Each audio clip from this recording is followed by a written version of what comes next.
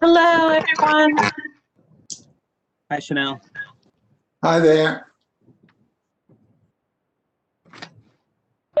Can you hear me? Yes, Jay, we can hear you. Yes. You can't. I can't. I'm not on there. I can't see my face. Yeah, we can hear you, but yeah, we can't see you. How do I do that? Did you click start? Did you click start video? Join with video? Yeah, at the bottom, there's a start video button. Start video. Start video. I don't see it. Start video. Okay, got it. Okay, there I am. Okay. There you are. Can you hear me? Yes. I can hear and see you, yep. Hear and see you. Okay. Thank you.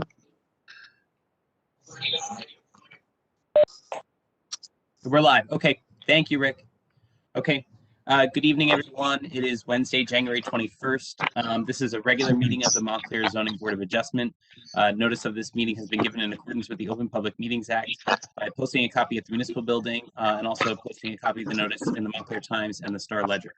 We'll start with the roll call. Chair Harrison? Here. Mr. Fleischer? Here. Mr. Moore is not here at this time. Mr. Simon? Mr. Simon? Oh, yeah, we can't.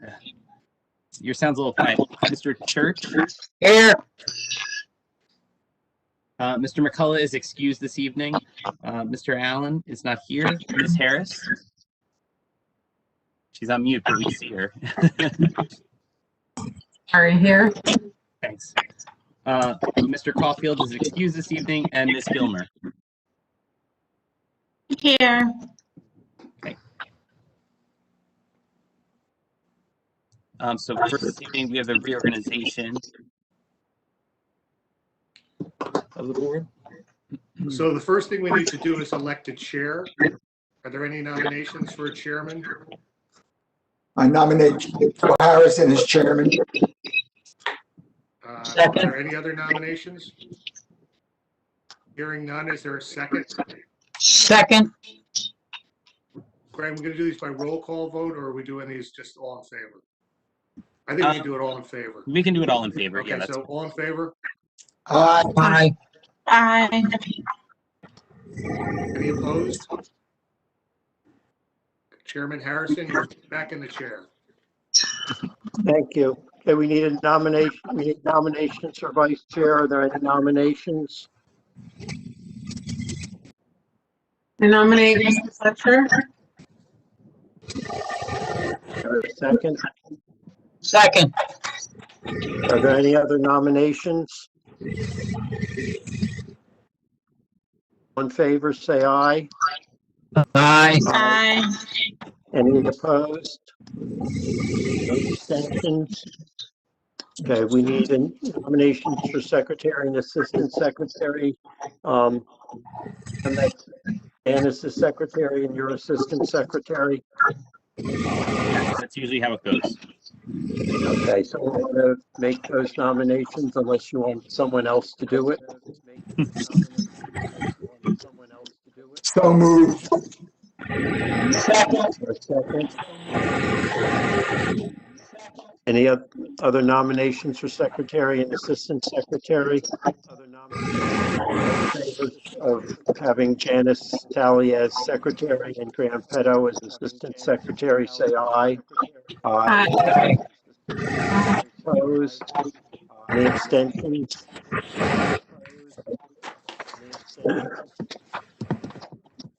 Okay, we have the December 16th meeting.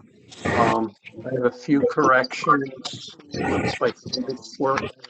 On page 2, the very top line, the beginning where it says Mr. Harrison announced, it was someone other than me. I believe it was Mr. Sullivan, but I know I did not open my mouth since I was recused. I believe that's accurate. I think Mike did it. And then line 20 on that page, the first word, it should be measure, not measures. And On page 3, line 30, it should be proposed house, not proposed toes. Anyone else with any changes to the minutes? Someone want to move approval of the minutes with those? Move approval of the minutes as corrected. All in favor, say aye.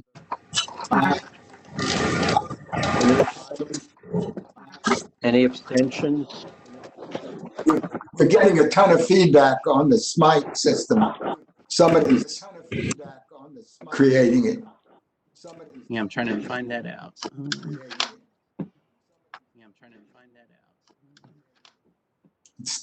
It stopped now.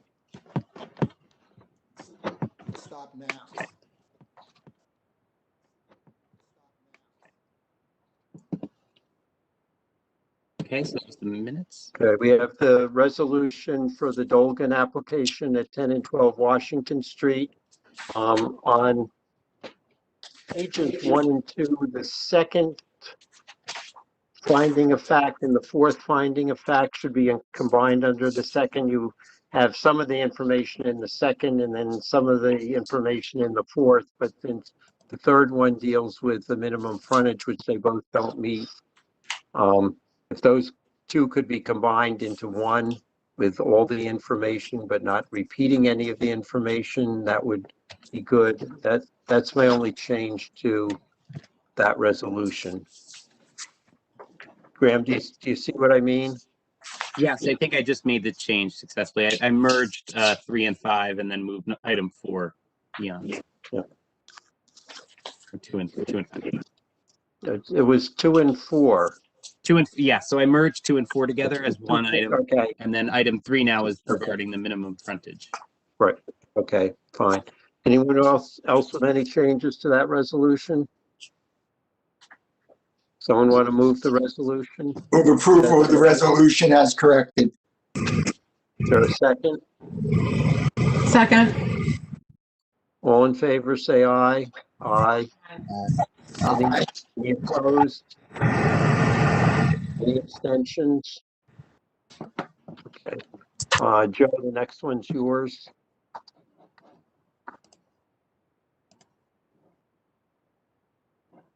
Hang on, Joe, you're up. Under the third item, it talks about the existing detached garage will remain.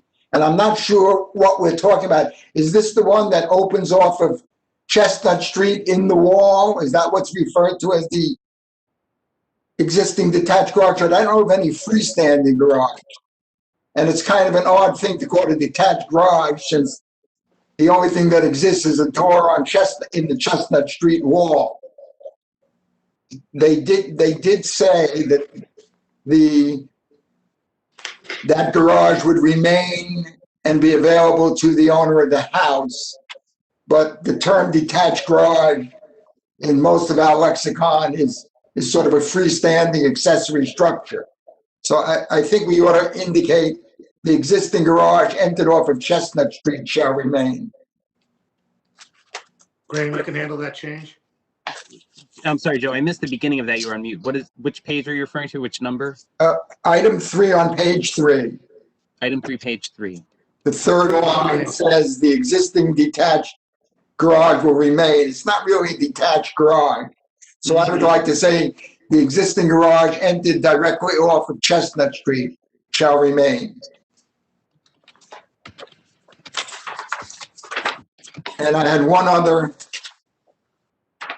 comment, and maybe it just, when it lists the conditions, it doesn't ever say subject to site plan approval in there, and this was conditioned on site plan approval. And so unless I see it, the applicant shall obtain site plan approval. Okay, that's fine. I hit it in the middle. Okay. I have no other comments on it. Okay. Can I have a motion to approve this, please? I make a motion to approve stated by the vice chair. Can we get a second? Second. All in favor? Aye. Aye. Aye. Okay. Opposed? Abstentions, we already got from Mr. Harrison. Thank you. Okay, we next have the resolution for establishing procedures for remote meetings. Mr. Sullivan distributed an amended resolution from what we had last week. Is there any discussion concerning this resolution? If not, someone needs to move the resolution. Move approval of the resolution as submitted. Is there a second?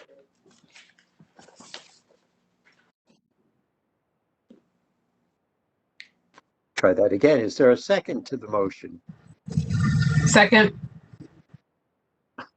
Okay. All in favor, say aye. Aye. Aye. Any opposed?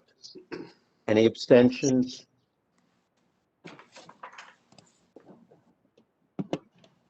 Okay, and then we have the request for the one-year extension for the property on Orange Road. Is there any discussion concerning that request? Mr. Chair, I just wanted to advise that Mr. Haines is present should the board have any questions this evening. I would recommend that we approve this resolution, given the conditions that everybody's living under this next year. So Graham, just so it's clear, that's an extension of the variance approval through January 15, 2022, correct? Yes, that would be. Yeah, if we did 1 year from the 15th, that would be through January 15th, 2022.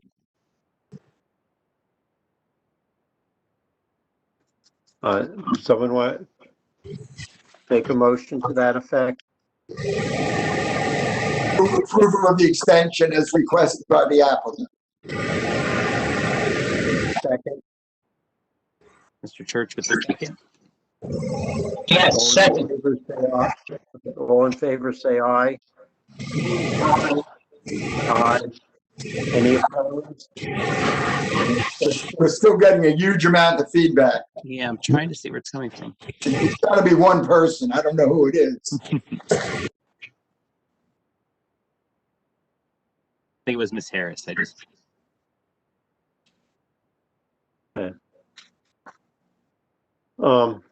We next have the continuation of the application, the Dolgan application for 23 New Street. Is the applicant and the attorney present? Yes. Yes, they are both present. I'm just pulling them into the meeting now. Mr. Vettery and Ms. Dolgan are both now in the meeting. Hey, Mr. Vettery, you want to proceed? Thank you, everyone. Thank you, members of the board. So we were here on this application initially on November 4th. We took back a lot of good feedback from the board, appeared at the December 16th meeting, and as a result of that, refined the plans, maybe even more refining than was done at the second iteration. I think the architect who will speak in a moment knocked it out of the park. It looks like we've addressed all of the comments of the board, and I think he even made some enhancements that the board may not have recommended, but we hope that you like. I see you have a pretty active agenda tonight, so there's not much more I'll say. I'd like to bring up Mr. Lasota, who was sworn in at the last meeting, to give an overview of the changes to the plan based upon the last version that you saw. Okay, and you're still under oath, Ms. Dolgan. Thank you. Mr. Lasota will be speaking, Mr. Sullivan. Oh, okay. How you doing, everyone? Nice to see everyone again. You're still under oath also, Mr. Lasota. Thank you, Mr. Sullivan. All right, Adam, if you would, I see that your plans are up on the screen, so Yep. go ahead, please proceed. Yep. Thank you, Graham, for putting those up for me. So yeah, kind of the big comments that we had and concerns was mostly about that front porch and that overhang that we had at the front. And I think the bigger concern was the fact that from the rear, it was looking like a 3-story home as opposed to a 2-story with a half-story in the attic space. So what we did was we significantly changed it, and we took those comments to heart and made the changes that you're seeing here. So first, just there's an updated here perspective rendering of the street view from it. You'll see here that the entrance is on the right-hand side, and we wanted to minimize it by providing just a single front entry point into a small vestibule on the inside with a very thin and unobtrusive metal covering over it, held back with the 2 rods that, Graham, you're so thankfully you're pointing those out around on the screen. Thank you. But then just to the left of that, we included a box bay window that you'll see there on the left-hand side, where it does only protrude a few inches out just to add some architectural detail to that front facade.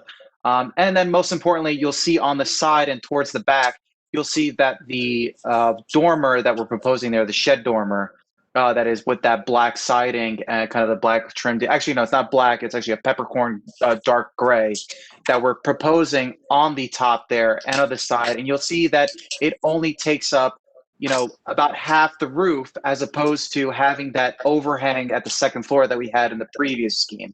So again, we really took that comment to heart about it looking like a 3-story and reduced it. So Graham, if you can kind of switch to the next page for me, please. Thank you so much. You see on the architectural site plan, the form of the building there is, we kept that we kept that side setback, and we're showing it here as 3 foot, in that proposed rear addition.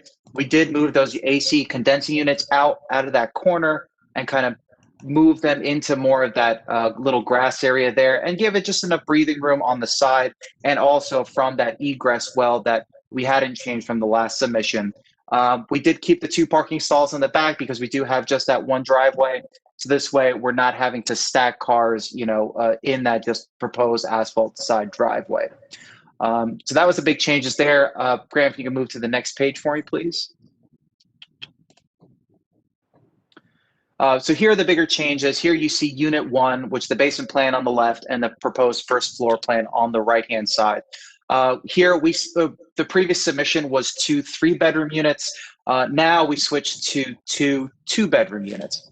The one difference is that we added a small home office room for each of the units, mainly because of the fact that, thanks to technology and thanks to, the Cisco web events that we're doing, we're able to have these kind of communications, and it's becoming very evident that more and more people are switching and embracing this kind of digital way of working and way of communicating. And the home office is now starting to be a room and a space that is becoming more and more necessary with a lot of my projects. I think a lot of architects can speak to that trend moving forward. So we took that also to heart with how the trends are moving kind of in real estate and in architecture, and taking advantage of this and being able to propose a home office space for both units. So you see here, the master bedroom is there on that first floor. There is a shared bathroom with that home office, towards the middle of the plan. And of course, kept a nice generous sized kitchen and family room. There's a staircase that leads to a finished basement that has a living room and then another bedroom towards the back, with that egress pit and also with that egress window there, the casement window, to not only act as egress, but to really bring in some nice natural light in there. And then Graham, if you can go to the next page for me, please.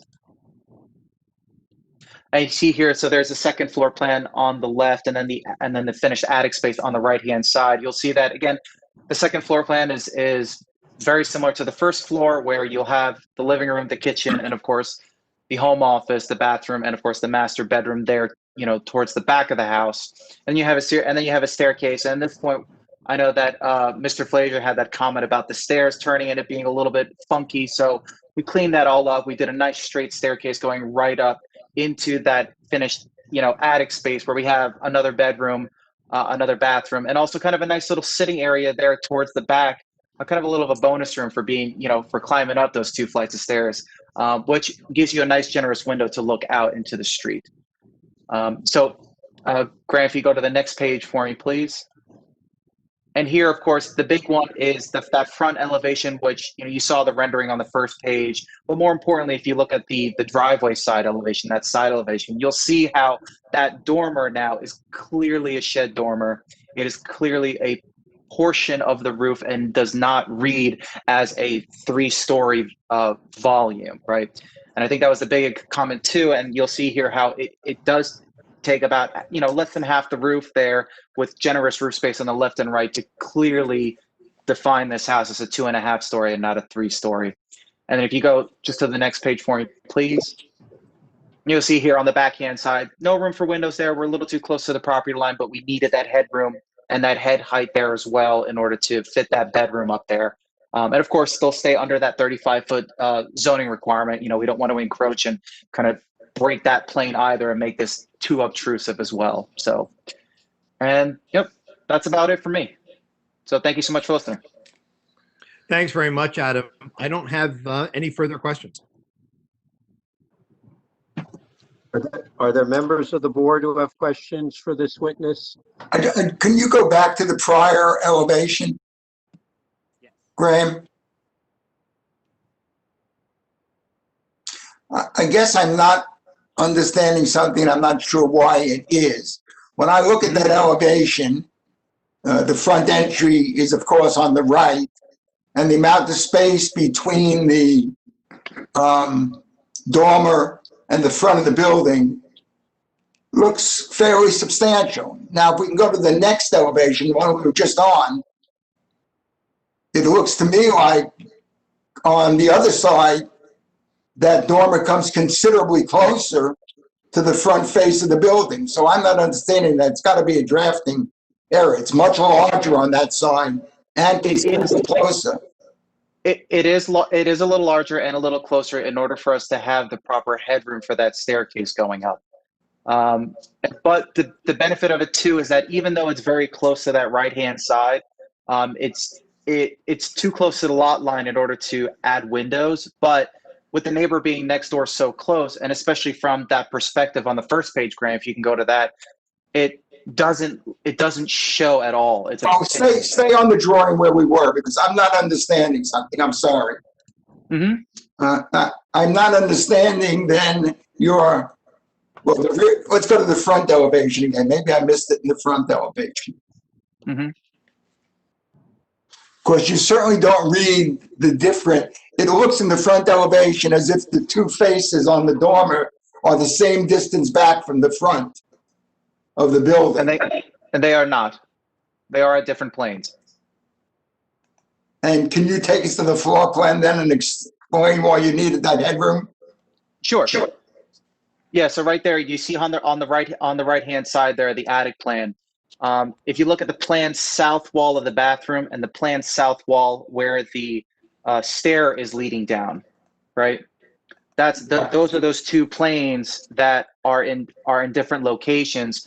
More importantly, the reason is for that staircase needs that room in order to be able to have proper headroom. Then I'm really lost, and I'll tell you why. Because if you have enough headroom to stand on the platform, which is in the same line with the stairs, then you have enough headroom to walk up the stairs before you get to the platform on the third level. So it can't have anything at all to do with headroom. Well, no. And if it does, I don't understand how it's possible to stand on the platform at the top of the stairs and have enough headroom, but way out front, much, much further down the stair, you don't have the headroom. You're saying it's not possible. Something is not correct. And I think it has to do with maybe the space you're creating up there, but it certainly can't be because of the headroom for the stairway. It's just not possible. If you can stand at the top, then you ought to be able to stand everywhere else on the stair. Correct, but the reason why that dormer needs to be in line with the start of the staircase is because we don't have enough headroom if the main roof, right, the 12 on slope roof, there's not enough headroom there even at the base of the stair. So that's why that dormer needs to start at the start of the stair, not somewhere along the run of the staircase. It's a very tight condition. I wish you had a section that can explain that, because Okay. I've been in this business a really long time, and there's no way from the length of stairs you have that you can't get up there that I can understand. So, yeah, if I saw a section, I'd understand it, but if something doesn't look, I hate to say something doesn't look right, that you need it all the way out to that point where you have it. There may be a point where you need it, but that certainly isn't it. So I'm not sure how to. Well, the big thing too, if Grant, if you can go back to the floor plan,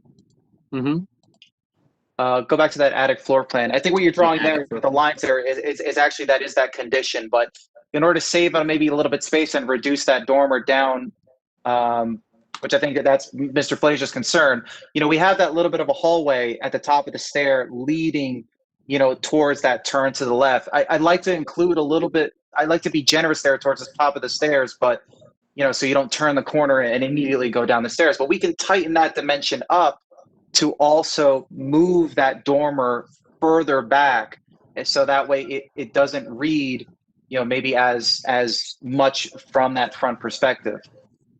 I mean, it for me, it's a problem because maybe I'm just not understanding it.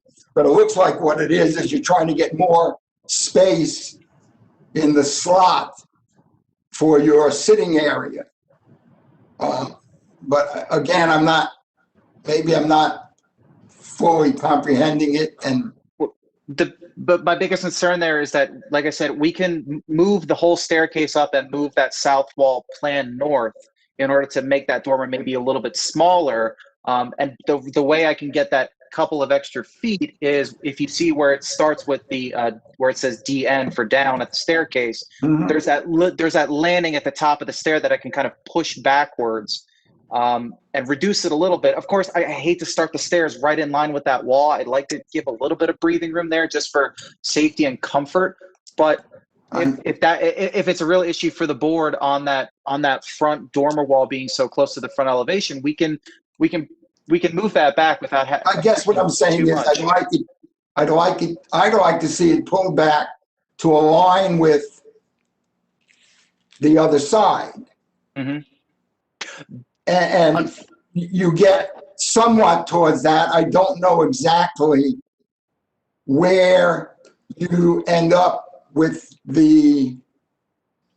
because I can't read a section through the stair, obviously. Well, also, Mr. Flazier, too, the staircases, they're a straight run and they all stack. So if you Graham, if you could zoom out for me for a second, you know, the reason why shifting that staircase can still pose as a challenge is the fact that how they stack, working their way upwards and in relationship to also the entry on the floor below. So you can see there how the staircases kind of perfectly stack, you know, in terms of a sectional quality.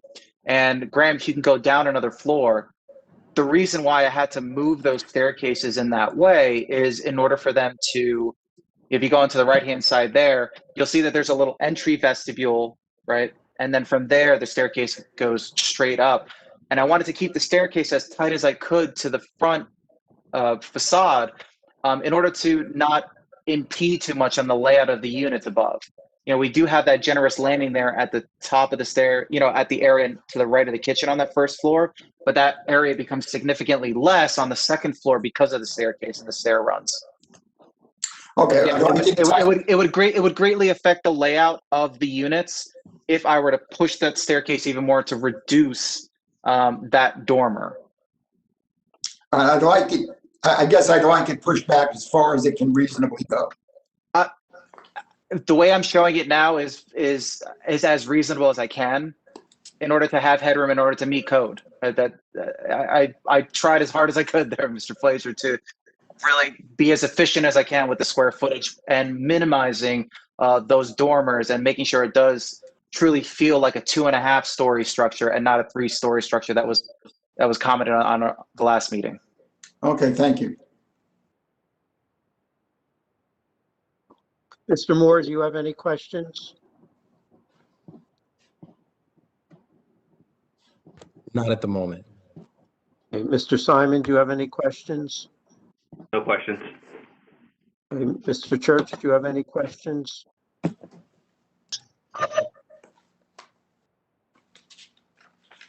Mr. Church, again, we missed you.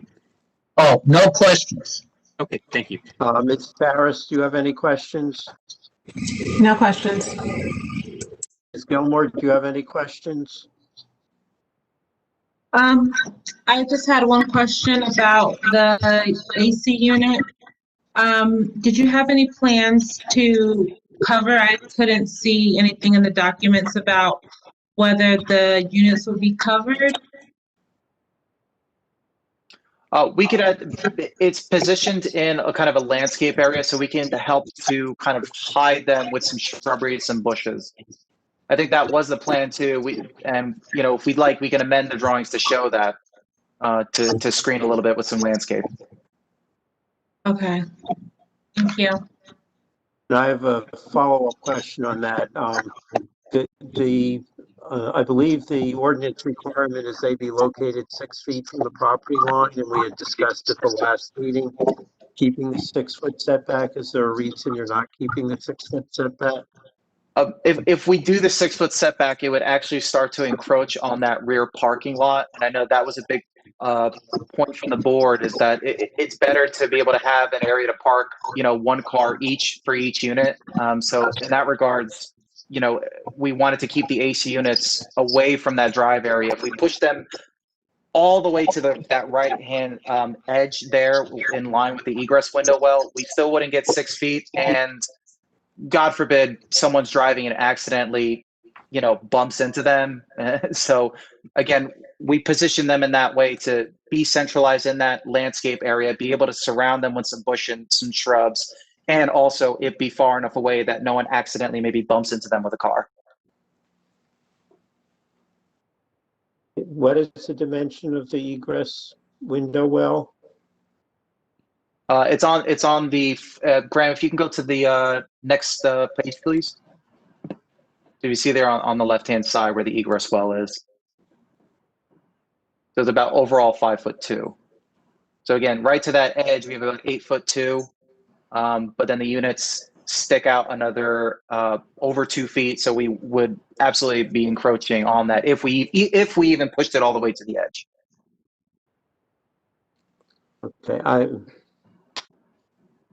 I mean, you have 3 feet to the property line from the egress well and the side of the building, and then you're indicating there's another 5 feet, which, so you have a total of 8 feet.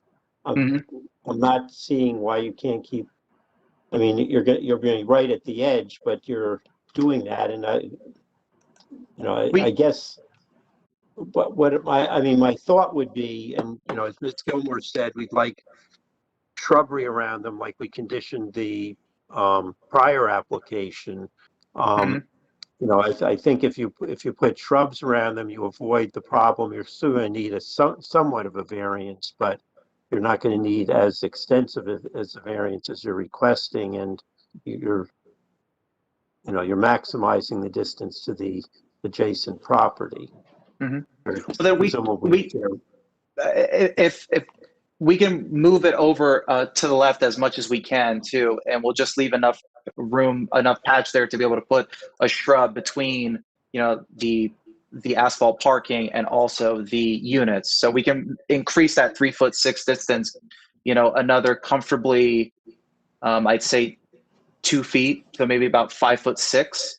But that still gives us that little bit of a strip of landscaping there in order to put a shrub, and so that it's not immediately adjacent to that asphalt parking, so that a car doesn't accidentally bump into it. Okay, are there other board members who have questions? Okay. Graham, you want to unmute any public we have? Are there any members of the public who either have questions or statements or anything they want to say about the application? This is your one chance to comment on the application. Okay, or so ask questions about the application? yeah, members of the public, I'm about to unmute all lines. If you do have a question, just speak up and we'll get to your question. So all members of the public are unmuted. If you have a question, just let us know. But, you know, the message that we heard from Bill, it was inaugural All address. right, not hearing any. So remuted all the lines, Mr. Harrison. Okay. Mr. Viteri, do you have anything further you want to present?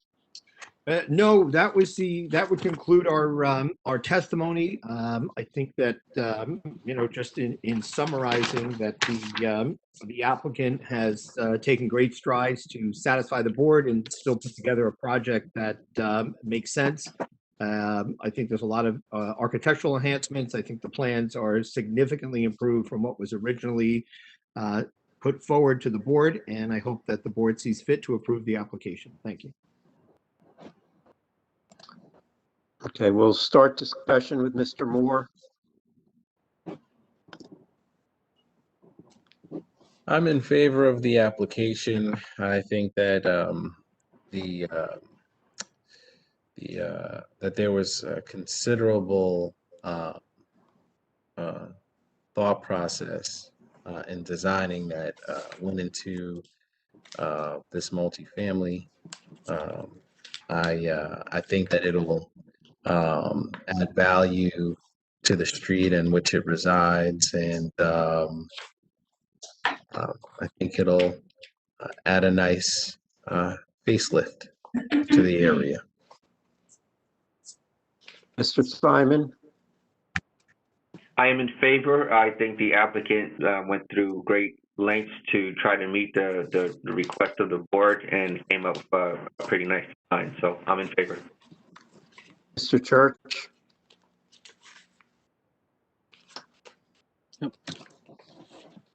You're muted. Jesus. Go ahead, Mr. Church. I unmuted your line. I would be in favor of the revisions made by the architect. I believe it's a very attractive building. However, I'm not really convinced that another two-family is warranted in that area. Every time I have driven through there and seen the area, it seems very congested. To add another two-family in that area, I believe, would just add to congestion, although the building is very attractive. So for that reason, I wouldn't be in favor of this application.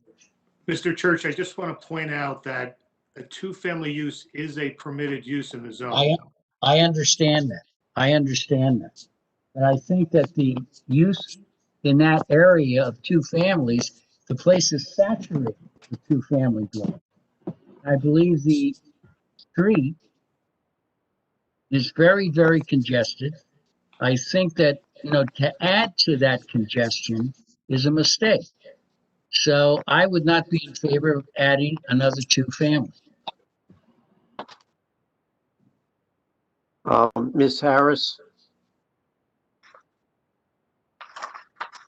I'm in favor of this application. I appreciate the changes that were made to the design. It's not as imposing as it was the last time we reviewed it. I think if you make the changes to the location of the AC units, I would be in favor. Okay. Ms. Gilmer? I'm also in favor of the application.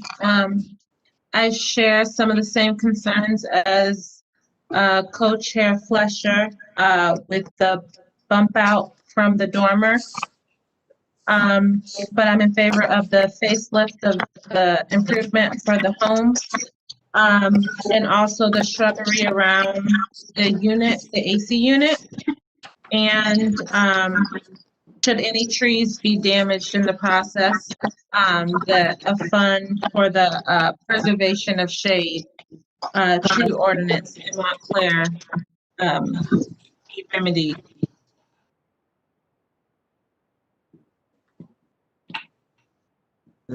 Mr. Fleischer? I'm also in favor of the application. I do have some concerns with regard to the the way the dormer is set up on the right-hand side of the building, but I can live with it. And I would again request that the architect do make every effort to tighten it up as much as possible. Number one. Number two, I agree that the HVAC unit should be kept the 5'6" away from the property line, which is what the architect said he felt could be accommodated, and that it be provided with shrubbery to shield it from the adjacent property. But with those conditions, I'm in favor of the application. I'm also in favor of the application. I think the applicant has demonstrated to the size of the property that they, and the shape and the narrowness of the property, that they qualify for the variances that are requested. I don't think this will create a substantial detriment to the public good or a substantial impairment of the zone plan. I do think we should, as Mr. Fleischer indicated, we should have the condition concerning the air conditioning units being at least 5.5 feet from the property line, and they be screened by evergreen shrubs that will be at least 4 feet in height of planting on at least 3 sides. The one excluded side is the side closest to the side facing the house, but the 2 sides facing the driveway and the one facing the adjoining lot be screened with evergreen shrubs that will be at least 4 feet high at planting. Any further discussion? If not, would someone like to make a motion? I make a motion to approve. That the chairperson has said before. Second. Okay, Graham, you want to call the roll? Sure. 1 second. Okay, Ms. Gilmer. Yes. Ms. Harris. Yes. Mr. Church. Mr. Church. No. Mr. Simon. Yes.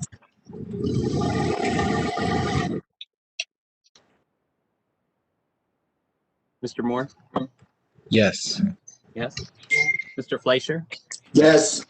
And Mr. Harrison.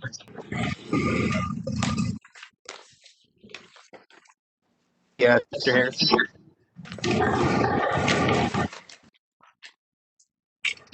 You say yes. The next application is that of Anthony Thomas for property at 60 Montague Place. Thank you. Reset? Yes, we're set. You just cut out for a second. So, okay. Thank you, Mr. Vettery. Thank you, Mr. Lasota. Thank you so much. Have a good night, everyone. Okay. The next application is that of Anthony Thomas for property at 60 Montague Place. The applicant, its property is designated as block 2214, lot 6. Applicant is proposing to convert an existing single-family dwelling to a 2-family dwelling in the R2 2-family zone. The applicant is seeking variances from Montclair Code Section 347-45B1 for a front yard setback of less than the required 25 feet from Montclair Code Section 347-45C1 for side yard setbacks of less than 6 feet from one side and 10 feet from the other side, and from Montclair Code Section 347-45C4 for the maximum building width. The applicant is exceeding the maximum building width of 65%, and the applicant is requesting a variance from Montclair Code Section 347-104, in that the off-street parking area will have a setback of 2 feet, which is less than the minimum setback of 4 feet. Are taxes paid, and is the notice in order? So this is just to advise Mr. Harrison. I spoke with the applicant. He has retained counsel for this application. And they've requested to adjourn to the next meeting to allow them time to prepare. So they'll be appearing here at the board at our special meeting on February 3rd. They'll actually be completing further notice for the meeting on February 3rd. Kind of a late change, but that's the latest that I just got from that applicant this week. And Graham, the sign-in information for that February 3rd meeting will be available on the township's website, correct? Yes, and that sign-in information is also going to be published in the new notice that the applicant will be completing for the February 3rd meeting. So if anyone is here for that application, it'll be heard on February 3rd. You will receive further notice of it, but you can mark your devices now for if you're here for that application.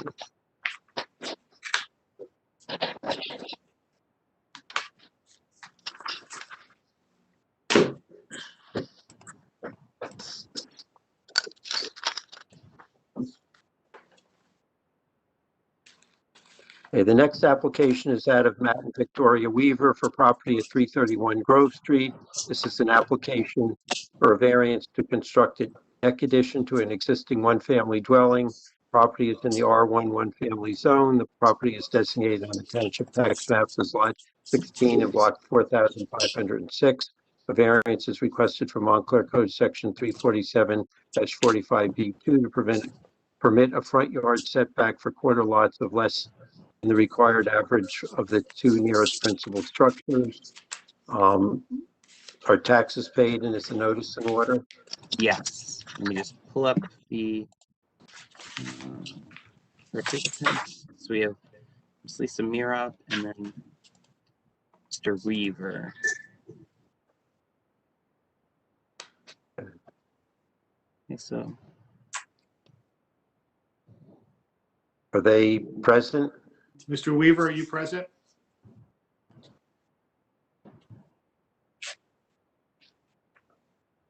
I see him there. Not yeah, I his see him face. here.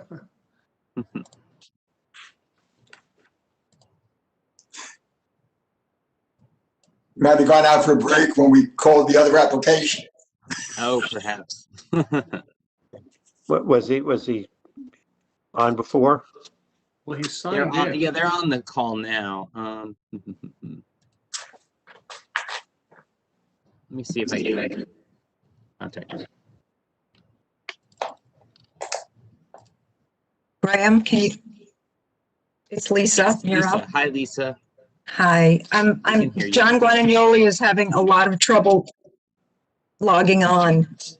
He's trying for the fourth time to get on and can't. Okay. What can I tell him to do? I will send him the link directly. Just give me one moment. Tell him that I'm going to be sending it to him by email. Okay.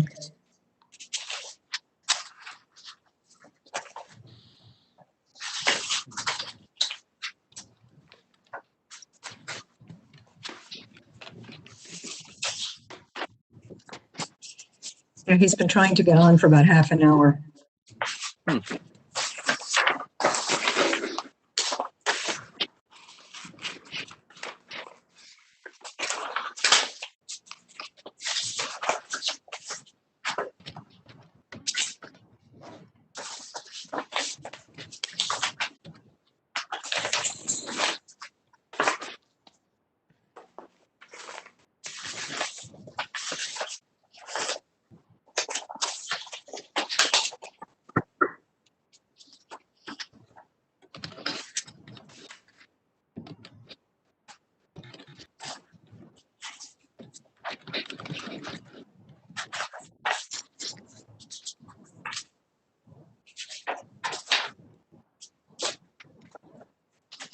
Okay, I just sent him the link to the meeting. Is Mr. Weaver here, Lisa?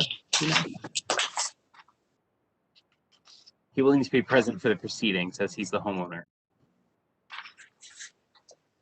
I see his name.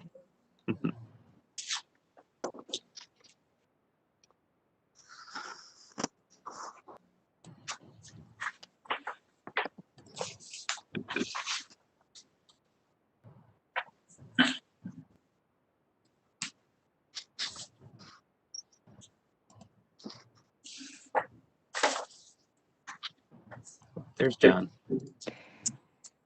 Did you say John? Yes. Oh, thank goodness. Bringing John in now. John, can you hear us?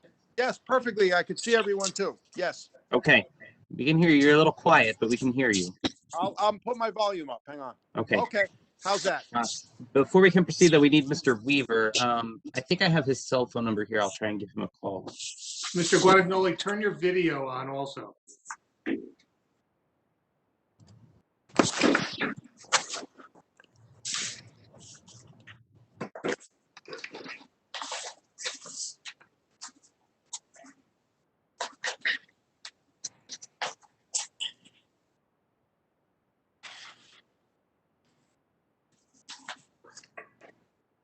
Okay. Can you see me now? Yes, we can. Yes. Okay, good.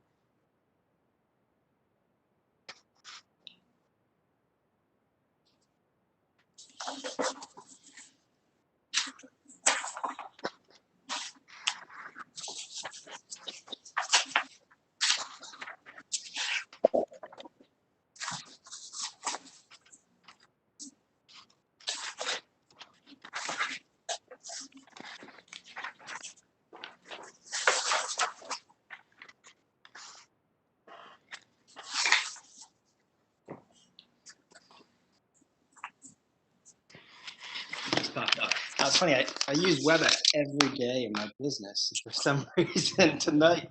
Thank you. Okay, Mr. Weaver is here now. Mr. Weaver, can you hear us? I can, yes. Hi, everyone. Okay. Okay, Mr. Weaver, are you going to testify? Because I'll swear you in.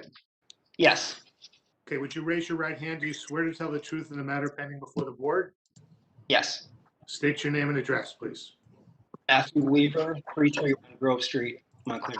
And Mr. Weaver, can you put your video on also? Well, anybody who's testifying should be on video. Certainly, one moment.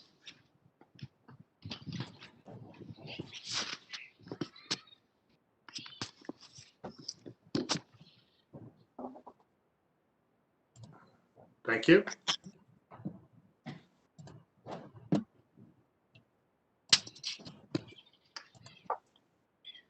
Okay, Mr. Weaver, you can proceed.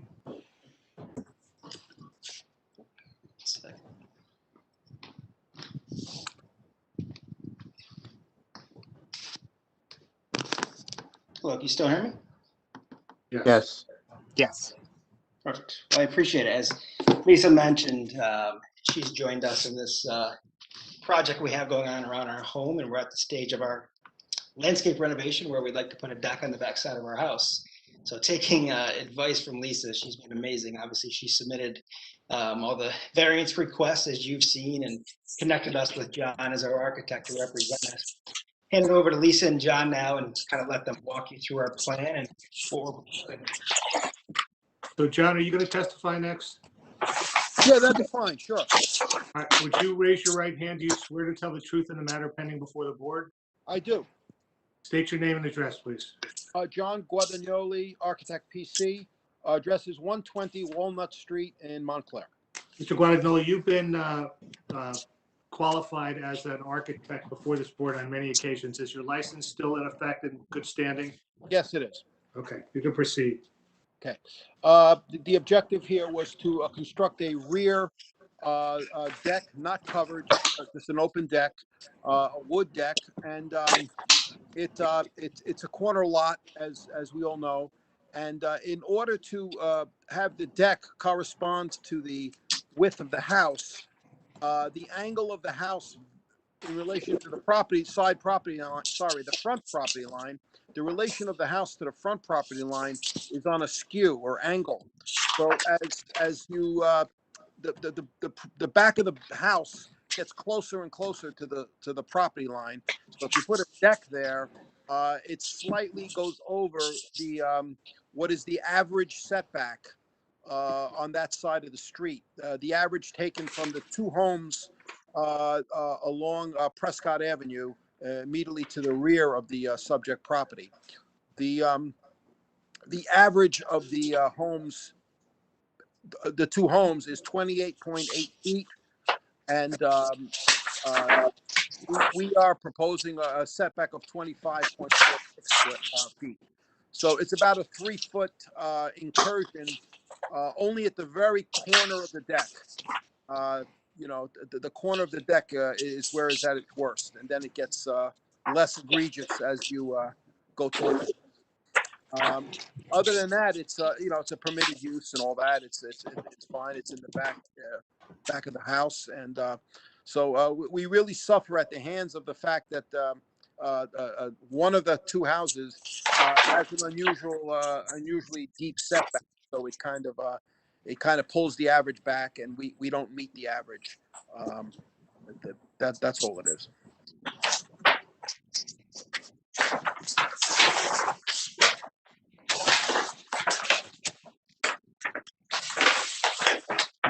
Schweitzer, do you have any questions? I had a question because I wasn't reading the plans right, but I see an image that was presented to us. Can you bring up the images, Graham, that were submitted? Yes, I can. Hang on one second. Let me just pull those.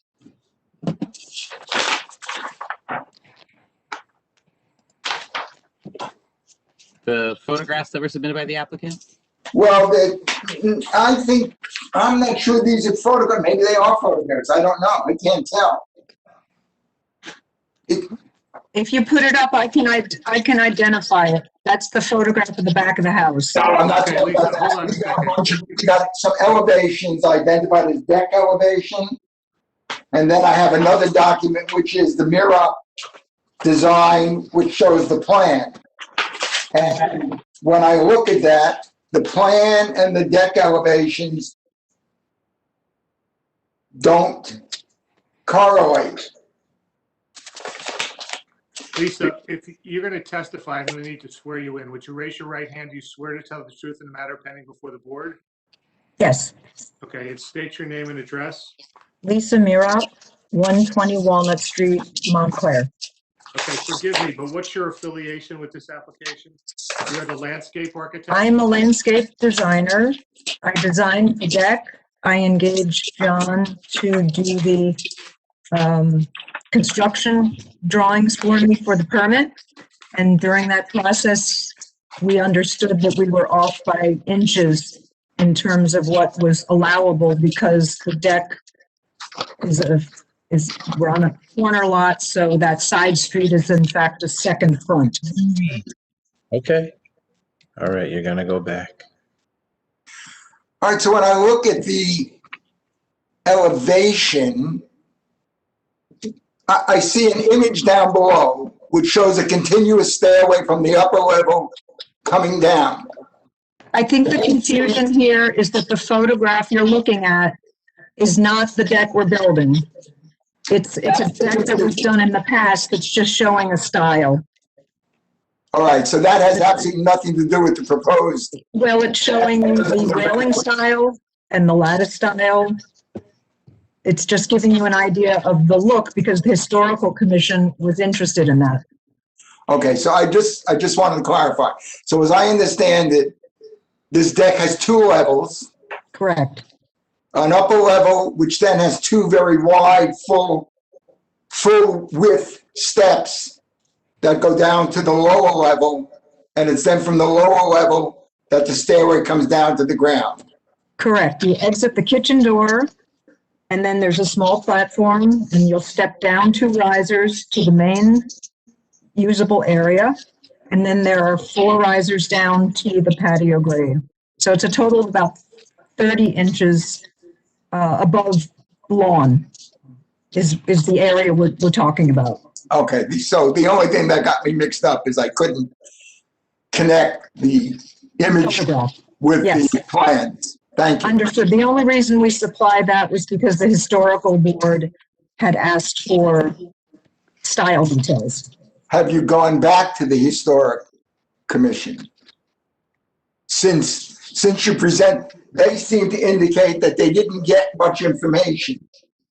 We responded to their, they had a list of things they wanted changed, and John, could you speak to that? He did address all of them. Yes. they had a list of things, and we attended another meeting, and we went over all of them, and it was my understanding that we were approved. I mean, we got the fascias right. We the spacing of the railings was changed. We made the changes they asked for. Okay, the reason I'm asking is, Graham, you have to tell me because I don't know the answer to this. The original memo from the Historic Preservation Commission was November 2nd, and you've gone back since then? Because the memo we got is dated November 2nd. Yeah. Question for the applicant and the applicant's team is: did you appear a second time at the Historic Preservation Commission, or was it just the first appearance in, at the end of October? They requested we submit pictures, and Lisa submitted pictures of their request. I don't believe, Lisa can correct me, but I don't believe we ever heard back from them after submitting the pictures they requested. A lot of their pictures had to do with what the visibility from the street, Prescott as well as Grove, would be. And the pictures show that we've planted laurel trees that will exceed visibility, and you won't even be able to see the deck from the road. That was the concerns of the Historical Preservation Society. It was more aesthetics than it was any sort of variance requirement. And I think you have the pictures here. Yeah, just in furtherance of some of these comments, since I staff both of these boards typically, I think that the commission in this instance was really just conveying that photographs should be provided to the zoning board to assist in the review that the board here will be doing this evening, not necessarily for the commission to review the photographs submitted. As you'll see in comment 3, the commission is asking for the applicant to come back just to show the final plan and the proposed finished materials for the day. So they, that's what I'm trying to clarify. The Historic Commission, this may have to do with a condition we put on an approval if we grant the approval. The Historic Commission is asking for you to return to them to show, it says the applicant is to appear before the Preservation Commission Revisions Committee to review and approve all proposed exterior materials to ensure new materials will be in context and character with the house. And I'm just trying to find out if that has already happened. And if that hasn't happened, then we can simply make it a condition of an approval. I just want to understand what the status is. Yeah, correct. That has not happened. The commission typically requests that this be a condition of approval. Typically, when I draft these memos for them, the wording is a little bit different, whereby the commission requests that a condition be imposed by the board seeking that return. But in this case, the applicant has not returned yet to the commission. It's awaiting final approval from the board before they'll do that as they move forward with their project. So we would then put a condition on requiring them to go back for final approval from the commission. Okay, that's my only question. I think the rest of it looks okay to me. Okay. Mr. Moore, do you have any questions? Not at the moment. Simon, do you have any questions? Just a point of clarification. So the front yard requirement is 28.8 feet. But if I'm reading this diagram, the existing house is already non-compliant, correct? So we're just expanding on existing conditions? Should I answer that? Yes.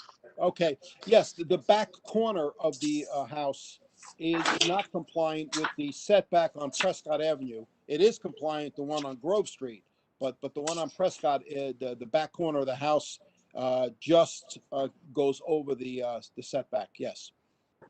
But is there an existing variance for that, or was that grandfathered in somehow? I think the house was built before the zoning came into effect, probably. Okay, thank you. No other questions. Mr. Church, do you have any questions? No, I don't.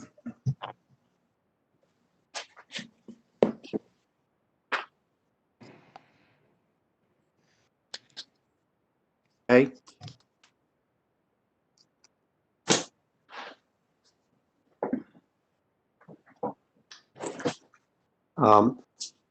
Ms. Harris, do you have any questions? I do not. Thank you.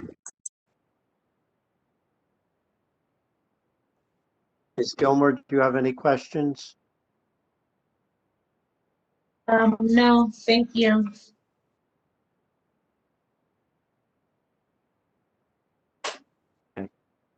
I just want to clarify about the Historic Preservation Commission. They had some things which you've clearly responded to. There are a couple of others which you're not consistent with what they recommended, and do you want to address that? This is the memo from Connolly and Hickey, which the Historic Preservation Commission requests you address. And I guess I'm looking at 3, 4, and 6 on that. Do you have that? I'm now showing it on the screen for the benefit of everybody looking for it.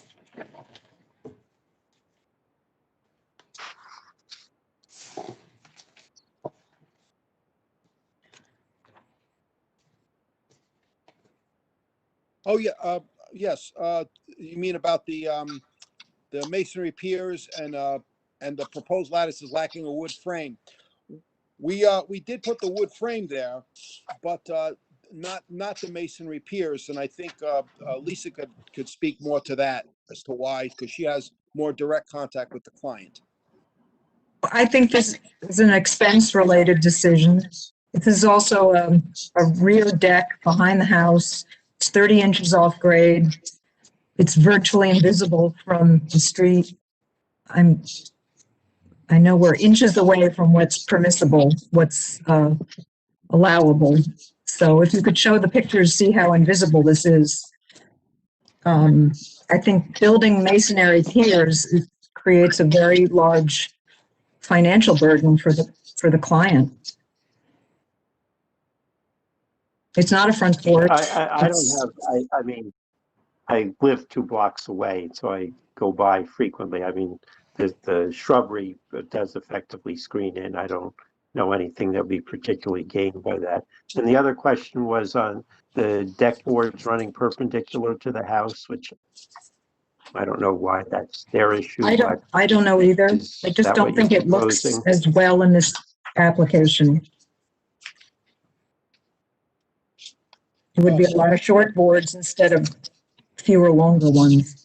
And again, it's a rear deck, and with the railing, it's virtually invisible to anyone except the homeowner. Yeah, do we have pictures showing the view from the street? There's a fence and shrubs inside the fence. I know I saw it. There's the view from the street.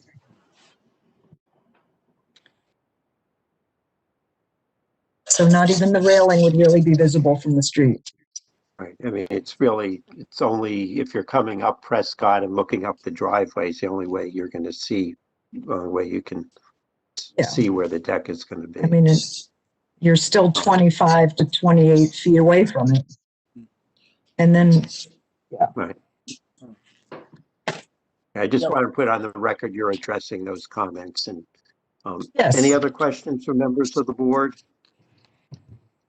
No. Okay. Okay. Graham, you want to start unmuting everyone? Are there any members of the public who have comments, questions, testimony, statements, anything whatsoever you want to say concerning the application? Yeah, I'm sending you a screenshot. Who is that? Okay, so all public participants, I'm going to unmute your lines at this time. If you have any questions, please let us know. All members of the public are currently unmuted. If you have any comments on this application. I have a comment. Would you state your I name have and 2 address, tenants. One is no problem. He's moving out. Hold on a second. State your Hang name on one and address, second. please. Being difficult because I offered her money to move. Who was the member of the public that said they had a question? Grill. Your television down. Grill, Shirley Grill. Okay, I'm going to bring you into the meeting, Ms. Grill, so you can ask your question. Okay. I don't have a Apologies for that. question. Go ahead, Ms. Grill. I don't have a question. I'm on for another agenda item, but I live on Prescott. Okay, hold on a second. If you're going to testify, you need to be sworn in. Raise your right hand. Do you swear to tell the truth in the matter pending before the board? I do. Okay, proceed, please. I just want to say I've been on Prescott for 36 years. This deck would in no way impede the look and feel of Prescott Avenue. So I just happen to be on this for another reason, but I just want to offer some support to the Weavers. Thank you. Thank you. Are there any other members of the public who have anything to say or any questions about the application?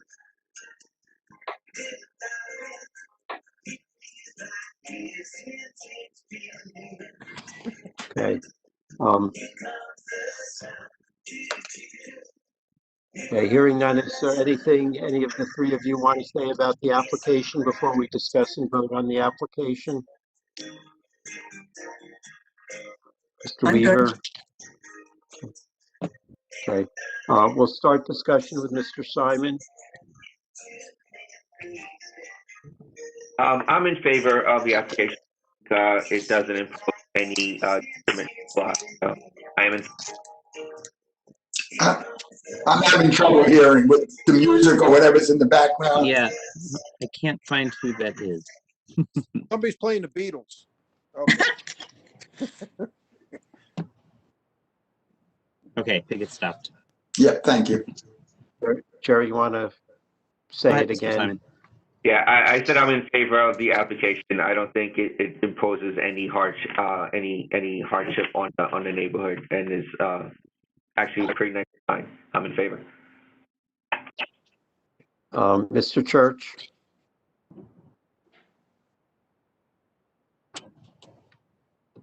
You're muted, Jane. Am I again? Go ahead, Mr. Church. You're off now. Oh, It's muted again. there you go. Go ahead. Don't touch it again. Somebody's got to shut it. Go ahead, Mr. Church. You're off mute. I'm in favor of the application. Okay?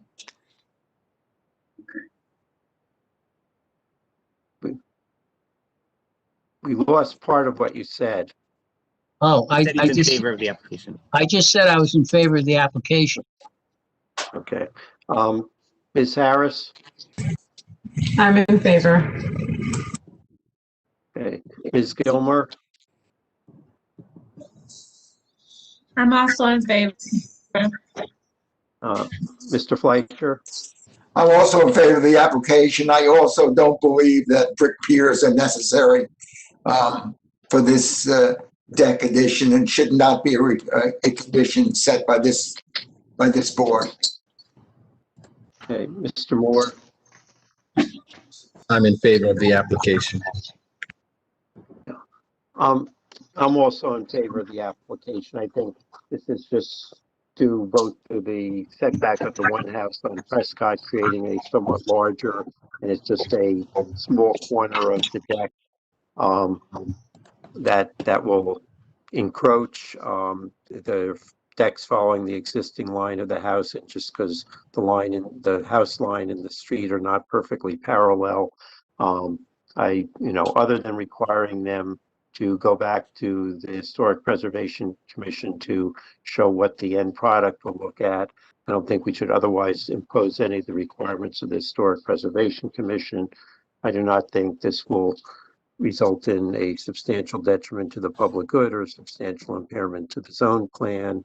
And I don't think, other than the one condition related to going back to the Historic Preservation Commission so they can see the end product, I think that's the only condition. Any other discussion from the board?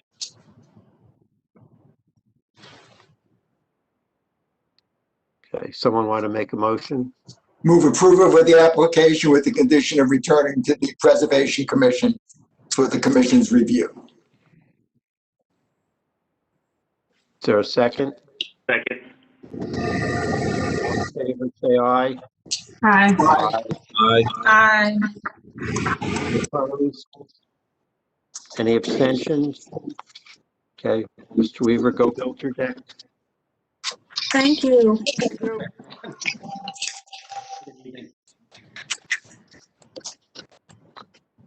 Next application is that of Frank and Greene for property at 229 Orange Road. This is an application for variance to install an in-ground pool, and in addition to an existing garage shed on the property. The property is in the R11 family zone as designated on the tax maps as lot 16, block 4506. The variance is requested from Montclair Code section 347-22A to permit in addition to an accessory structure located in the front yard where accessory structures are not permitted.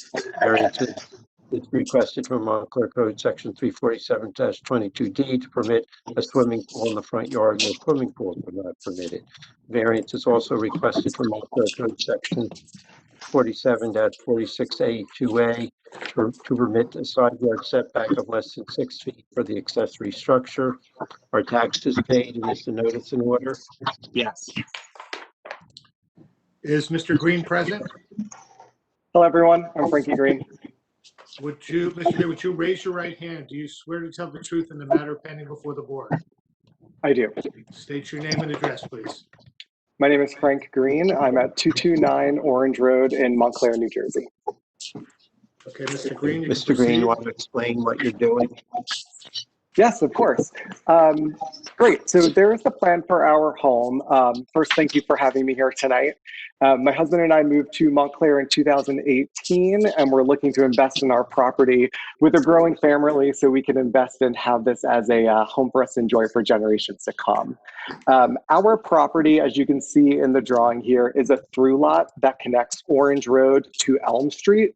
The way that the streets progress, they narrow and approach each other towards my home. As a result, my home is the first home where the lot sizing could not accommodate 2 lots. So instead it's 1 lot that goes all the way through.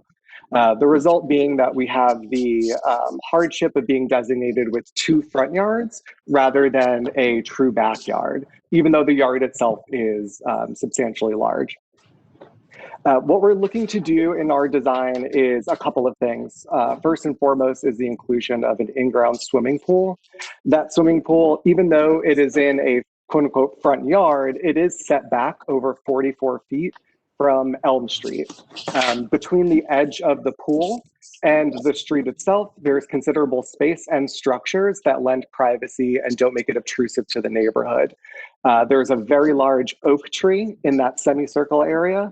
There is a large parking space with planting and shrubbery along the right-hand side of that drawing. There's also a 6-foot privacy fence right along the edge of the pool but set back from it, all of which blocks the view of the pool from the street itself.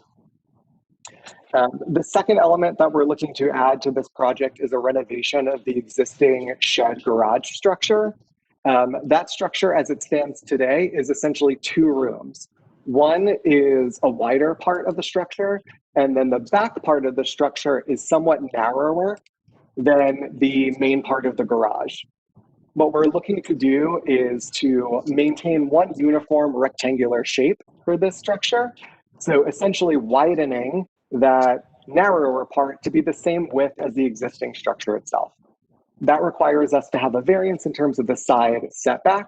That variance puts us in line with which was already allowed for the building on the most wide part of it. Other than that, the footprint of the building itself is staying the same. The roof line is not being made any higher. It's just being extended with a bit of an overhang towards the back of the home. The third element of our design was to include a gas grill that was going to be along the fence line with our neighbor in the left-hand side of the drawing. However, after talking with our neighbor on that side of the fence, they addressed their concerns with us having that close to their property line. So out of respect to our neighbor and in hopes that we can have an expedited process here, we're willing to forego that request for a variance to set it that far to their property and move that kitchen within the requirements of the town to have it 6 feet off of the property line. A couple of smaller pieces to note about our property. We do already have a 6-foot privacy fence that goes around the entire backyard. we are going to maintain that property, that privacy fence, and make sure that it's up to pool code standards. We're also including privacy planting along the entire perimeter of the pool that's closest to our neighbors to the right of that drawing. We're also including privacy planting where it's not required towards the top and left of the drawing, where we currently have a seating area to provide some privacy to the neighbor on that side of our area. And those are the major highlights, and I'm happy to answer any questions. I also have Michael O'Brien, who's the project manager that I'm working with, on the line as Mr. well. O'Brien is here as a panelist as well. Wonderful. Great. In case there's any technical questions I cannot seem to answer. Okay. We'll start questioning with Mr. Fleischer. Two questions. Is there any way, are you removing a portion of that structure that's there now in order to extend the shed? Because I thought I saw a portico on that shed. Graham, can we look at the plans again? I thought I saw a portico there, and I'm trying to understand where is the portico in addition to the shed itself? Good, yes, good question. So if you actually, Graham, go to like the side view, you'll be able to see how the roof overhangs a bit now. There you go. So if you zoom in on like the proposed front elevation or proposed rear elevation, what we're proposing is that the roof line extends towards my main home a few feet to provide some shade on that side of the building. Where that is right now is just a grass area. And just as a follow-up, could that shed portion, for example, have been simply where, I'm not saying it should stay narrow, I have no problem with aligning the thing, but you're basically making the entire structure quite a bit larger, and a portion of that is this portico.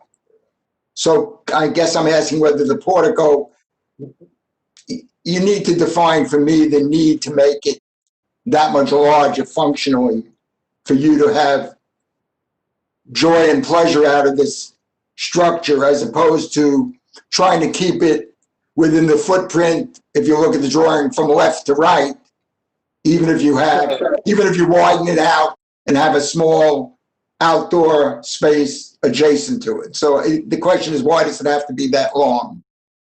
Sure. So the building itself is not being lengthened.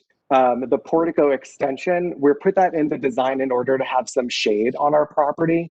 As it stands right now, there's no overhead shelter. We have a small child, a second one coming. We wanted to have a built-in area where we could have some seating over there, put the high chair, have some covering space for that. If you also look in the drawing, that window along that area that the portico overhangs is a pass-through. And our idea there being that if we are having any prepping or we need to bring anything out for the kids, we can pass it through that window, have a shaded area for them, and make it be safe. Graham, can we see a floor plan? Sure.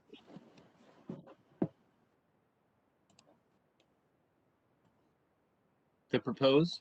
Yes. I guess the question is, it's sort of the same question I've asked. Why does the uniform structure, forget the portico for the moment, why does the uniform structure need to be 28 foot long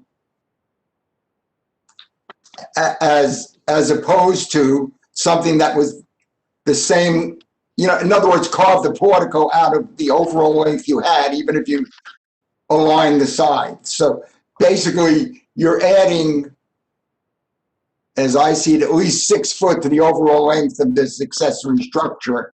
And I'm saying, can't that 6 foot be absorbed so that it doesn't increase the overall size? So in order to do that, we would have to demolish the building itself. The 28 feet is the length of the actual building. So that means that we would have to bring down the shape of the building, demolish the structure further, which would cost us a lot more, and also significantly reduce the interior space for the structure, making it far less usable for us to actually enjoy it as part of the design element. Graham, can we look at the existing one? I'm not fully under. So that's the width. I just want to understand it. Let me ask the question. Sure. The entire structure from end to end, left to right, is the same length as your proposed indoor space. Correct. That's what you've represented, and the portico goes on top of that. What I'm asking is, can the 8-foot portico, now let's go back to it, can the 8-foot portico be incorporated within what I will call the overall footprint of the existing building, so that the interior, instead of being 27 foot, can we go back to the plan? I'm basically asking, can you take 8 foot out of, or can you take 8 foot out of the proposed interior space? It's got the powder room, that can certainly be incorporated. It's certainly got all the other elements. What means is you'll have a long linear space sort of in front of the powder room, but it won't be 2711, it'll be 20 foot. And then the whole thing will essentially be within the context of the original footprint, even if it's been made wider. By doing that, we do lose considerable use for the space. It's a very small structure as it stands today that essentially would remove part of the existing structure. We would have to demolish the entire structure towards that back, and then we would only end up with about half of the actual livable space in there, rendering it a very large investment for a very small space. Okay, let me ask the question again. The existing, you're telling me that if you remove the existing storage room, that the entire structure needs to come down? That's what I'm not understanding. If you simply remove the existing storage room, does the entire structure have to come down, which you're implying that it does? The roof line, and as I'm sworn in, I am not an architect or a construction worker, but I do believe that the roof line would have to significantly change. And then in terms of the bigger concern for me and my family is that the intended use of this building becomes incredibly impaired. We then have a space that is probably smaller than my first New York City apartment for a 3 to soon to be 4 person family to utilize the way that we intend to. If the overall length of the building is of concern, I would much rather keep the existing structure and the footprint of the building. And even though the portico is extending towards my home, not visible to anyone other than myself, but if it appeases the board, we could remove the portico element if we needed to do so. Okay, thank you. Of course. I'm not saying you should do it. I just said thank you for your answer. Yeah, of course. Mr. Moore, do you have any questions?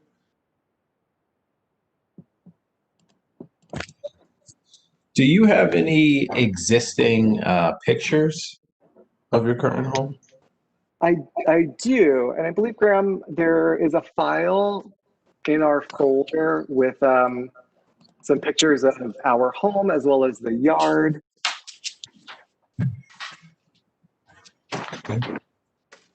Yeah, I'm showing those on the screen now.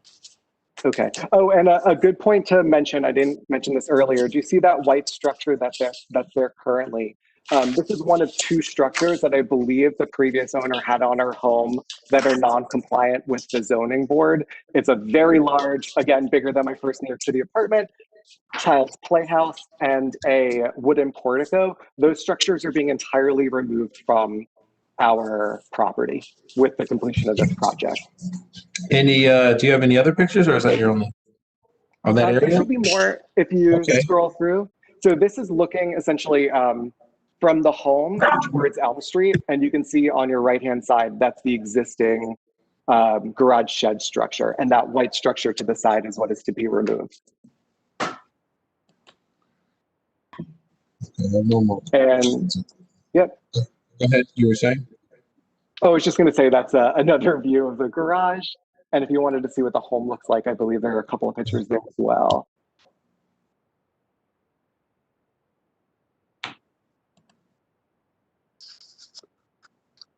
Mr. Simon, do you have any questions?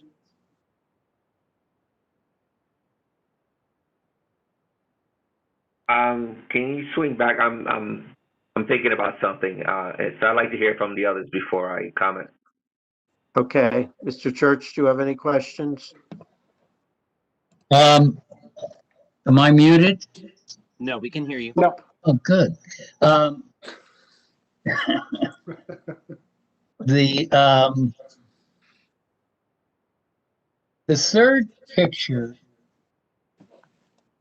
that you've shown us, the third one from the beginning, that one, that's the building you're proposing to change.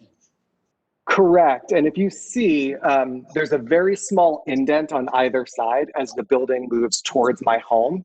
What I'm looking to do is have one uniform facade on either end of the building.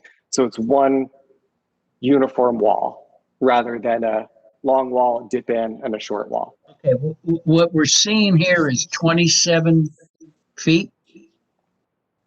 Is that what Mr. Fleischer was referring to? And you want to put the over? I'm a little confused as to how it looks. Can I Go ahead.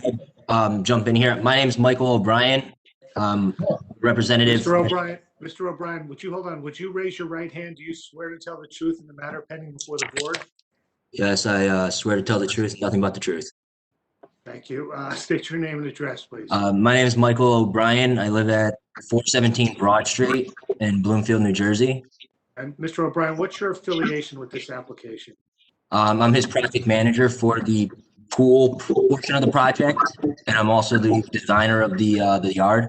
I worked in coordination with the architect to come up with the renovated structure.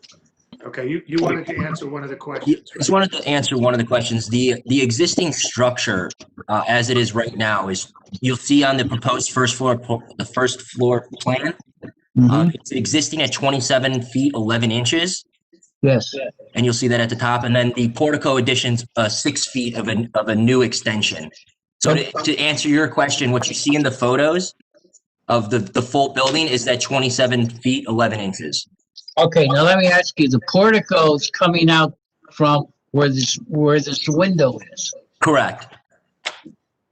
Six additional feet. Okay, and the pool that's proposed to be constructed is on the left side of this picture. Correct. It's between that structure and then the playhouse structure that's being removed. All right, thank you.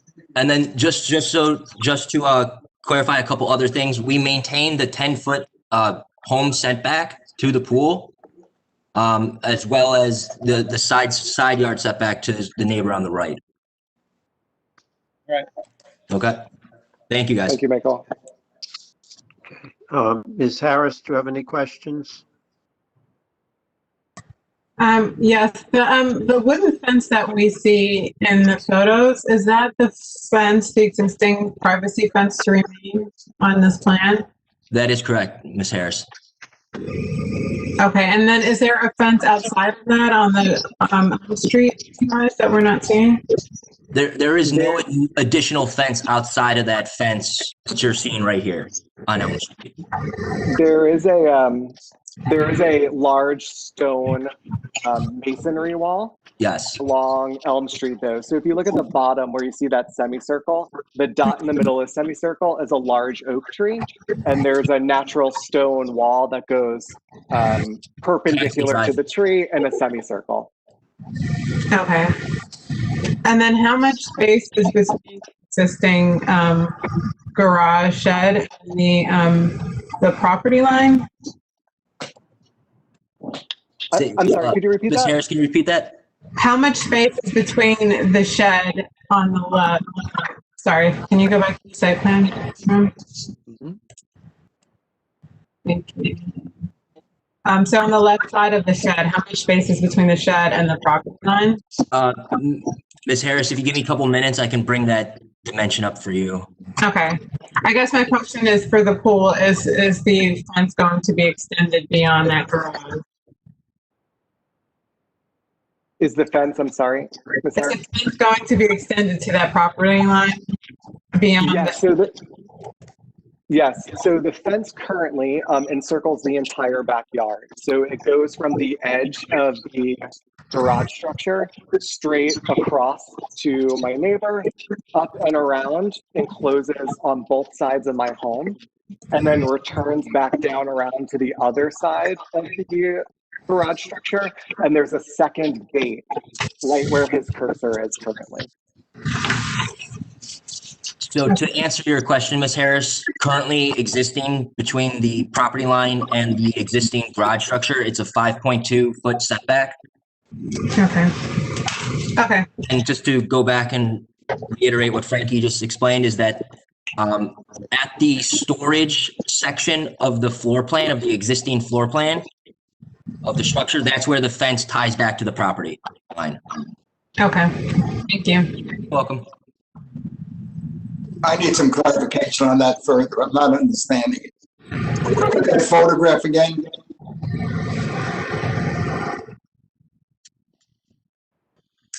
Can we look at the photograph that shows the fence hitting the coming next to the existing structure? The other side of that photograph, I guess. Yeah. How far is that? What I'm not understanding is how far is that fence away from the structure? 5'2". 5 foot, 5.2 feet. So it's an optical illusion that it looks like the fence is literally hitting the structure. Yeah, it's at the angle at which we're taking the photograph. The fence extends to where the indentation of the building currently is. From the new width of the building to the fence. Okay, yes. Room will there be. So then it will be 5.2 at that point from the new width of the building. Right now, where the fence terminates is the indentation, which I believe is only a foot of indentation. So when I'm looking at this floor plan now, everything to the left of the structure will be inside a fence, and they're confirming that that dimension between the shed and the fence is 5'2". So there's always a 5'2" clear walkway around that side of the building. Correct. It's just to reiterate, it's a 5.2 foot. I understand that. 5 or 5'2". Yeah, no. 2. Just want to be correct. 8.2, right. Okay. Thank you. You're welcome. So so actually, Bill, real quick, if we can go back to that plan real quick. Hang on once. I have a clean version of the property survey. Oh, great. I apologize for my poor photography skills. This will help the board understand. Yeah, so up at the upper left-hand corner of the shed, it's a 6.1 foot setback. Right, and then so this is that smaller addition to the western side of the garage, and then the existing garage has a setback of 5.2 feet.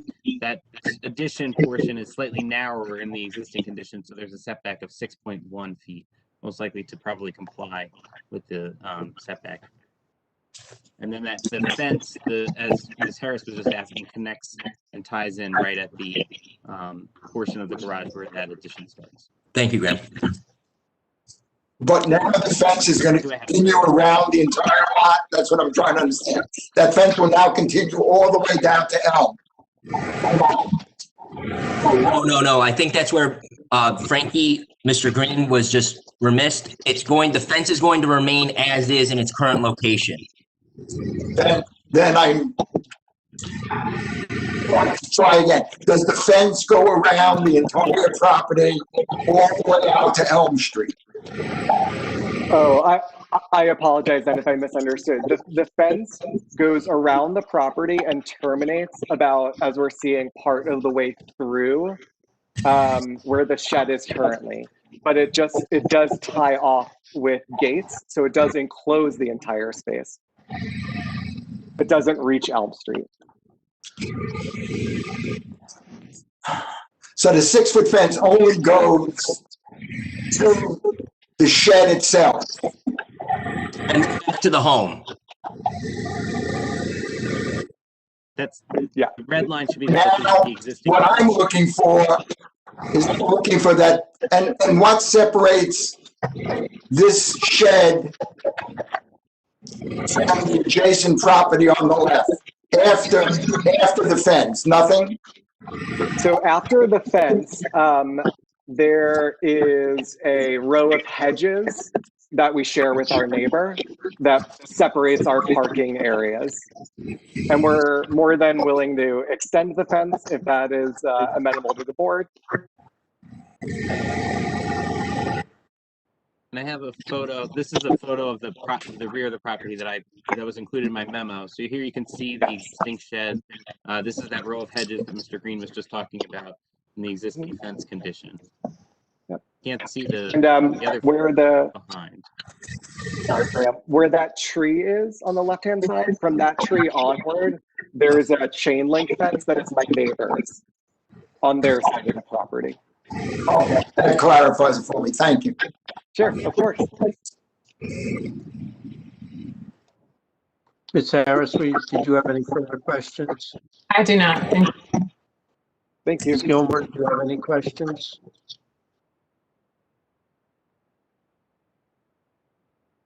None at the moment. Thank you. Mr. Simon, do you have any questions now?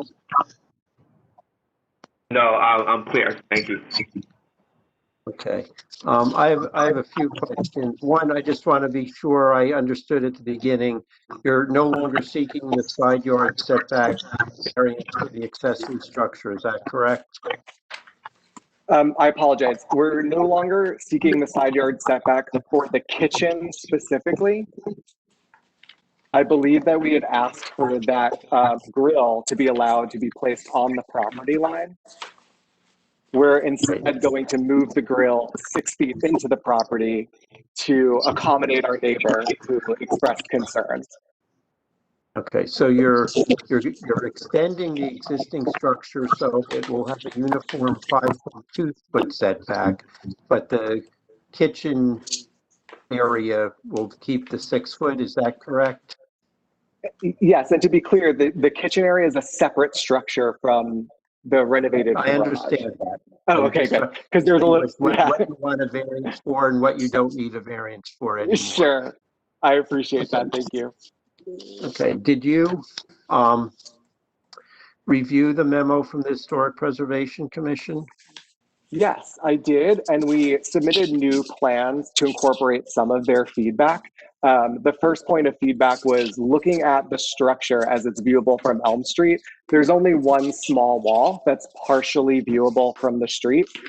They asked that we improve the aesthetic to mimic the existing door. So what we did is we put in a large, oversized picture window and lighting to mimic the way that the structure looks today from the street, and that is now incorporated.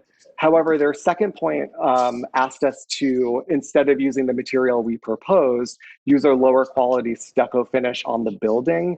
Instead, we would like to remain using the same material that was used to renovate my home in 2018, which is a horizontal clapboard, horizontal hardy plank siding, which is a higher quality. It matches the exact material and color of the building, the main structure, and we believe that it's more valuable to our property and the neighborhood to have that visual consistency between the accessory structure and the main building, rather than being asked to use a material that clashes in style and is also more costly and less durable to maintain. Okay, so, and I'm not saying this in a negative way, but basically you're not following either of those recommendations. Is that correct? You're doing something that you think is more aesthetically pleasing than just following along with what they said. Is that correct? Correct on one count, but not on the other. The second one, the way that was explained to us, the garage door facing Elm Street should be replicated to reflect the use of the structure, and how they explain that to me is change the shape of that window and that structure to make it look similar to how the door looks. But they were okay with it not actually being a door. So that's the part that we incorporated into the design. But we did not incorporate their first point. about the stucco. Not sure I agree that it looks much like a garage door, but that's neither here nor there. I guess would the public from Elm Street be able to see the pool at all? Not at all.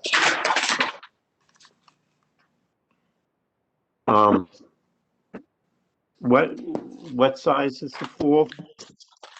The pool from coping to coping is 20 feet by 34 feet, but from water's edge to water's edge, it's 18 feet by 30 feet. 32, Frankie. Oh, I'm sorry. See, I already misspoke. I appreciate that, Michael. Okay. Are there any other questions from members of the board? Okay. Graham, you want to start unmuting people? Are there any members of the public who have questions about the application, testimony, statements, anything, whatever you want to say about the application? This is now your chance. I have a raised hand from Liz Danzico, so I'm going to unmute Ms. Danzico. Go ahead, Ms. Danzico. Can you Would hear you us? please give, first thing I'm going to do is, would you raise your right hand? Do you swear to tell the truth in the matter pending before the board? I do. State your name and address, please. I'm Brian Lachlan, husband of Miss Danzico, and I live at 231 Orange Road in Montclair. Okay, do you have questions or testimony you want to give? I have testimony. Okay, proceed. So we are the aforementioned neighbor who Mr. Greene was good enough to give us an advanced set of his plans and discuss with us if we had any concerns, and we expressed two concerns. One was the proposed outdoor kitchen, which he has agreed in his earlier testimony to no longer seek a variance for that. And the second was the fence that the board spent some time trying to define because it does not show up on the plan. Although it does exist, we just ask that his plans reflect a note and illustrates the location of the existing 6-foot privacy fence and states that it will be existing to remain. And other than that, we're in full support of the application. Can I ask a question of this person? Yes. The fence stops part of the way up the side of the building, as I understand it. I'm still trying to understand the fence, but my understanding is it doesn't go all the way to the Elm Street side of the building. That's right. And so my question to you as the neighbor is, would you like to see the fence extend further, or do you just want to make sure the existing fence remains and that they don't take it down? We want the existing fence to remain and to make sure that it's not taken down. Obviously, we have kids too, and we want to make sure that the pool is enclosed. And just to add further dimension to this, our garage runs parallel with the with Mr. Greene's garage, and it is probably only about 5.2 feet off the property line on the other side. So where that fence stops is essentially in between those two garages, and that's where our chain link fence picks up. So there is separation between the two properties. And as far as we're concerned, where the fence is on Mr. Greene's side is fine. Thank you. Okay. Are there any other members of the public who either have questions or testimony or statements concerning the application? Yes, I've been notified of another question. I'm going to unmute this participant's line to ask that question. You're on the line to ask this question. Would you raise your right hand? Do you swear to tell the truth in the matter pending before the board?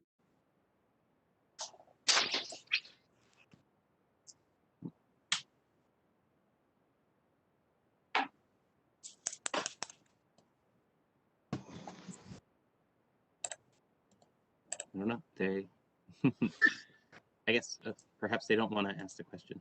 I believe their question was with regards to doesn't the fence need to enclose the rear yard and pool area for safety regulations? I think it's in the Q&A comment section.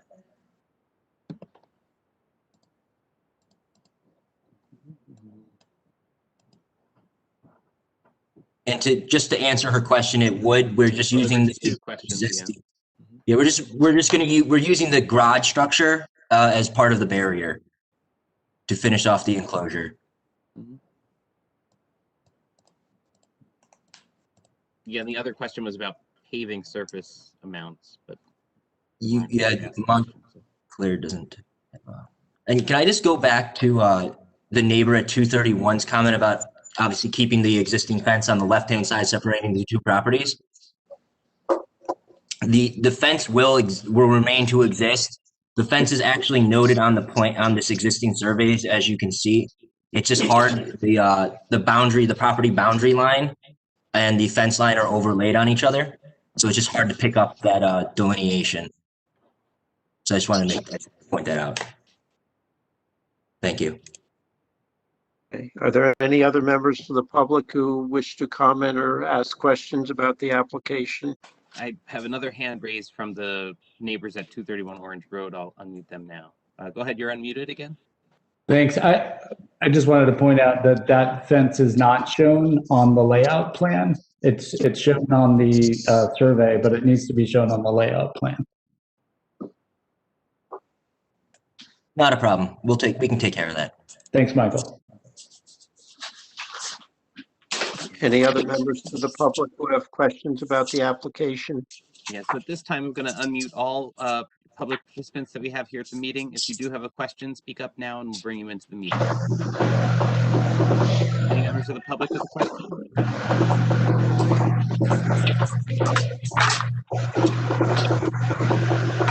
I'm going to mute all the lines if we don't hear any. Okay, all lines are back on mute. Okay. Mr. Greene, do you have anything further you want to add before we discuss and vote on the application? No, just want to thank you for your discussion and consideration for our project. We're very excited. Thank you. Okay. We'll start discussion with Mr. Church. Can you hear me? Mr. Church. We can hear you. Okay, I have no substantive questions. I'm just concerned that the pool, because there's so many small children around, that it is adequately fenced to prevent any accidents. I think the discussion we just had with the neighbor next door, that fence should be maintained so that safety is of the utmost. Other than that, I'd be in favor of the application. Thank you. And I completely agree with one of our own and another on the way. Absolutely agree. Thank you. Ms. Harris? I'm in favor of this application, even though this is considered a front yard. It feels like a backyard when you walk past it. And I actually don't have an issue with the portico extension that's being proposed on the street as well. I'm in favor.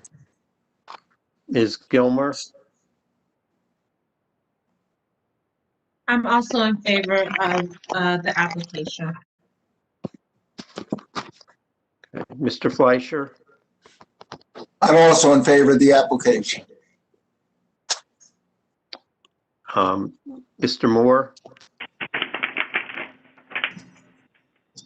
I'm in favor of the application. I think that it'll be a great addition to the home in the neighborhood. And I also reiterate my concern as colleague, Mr. Church. So let's make sure that safety is certainly at the forefront, but I think that it's a great idea.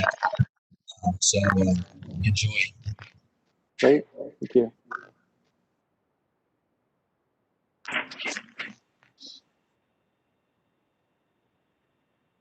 Hey, Mr. Simon? I'm in favor.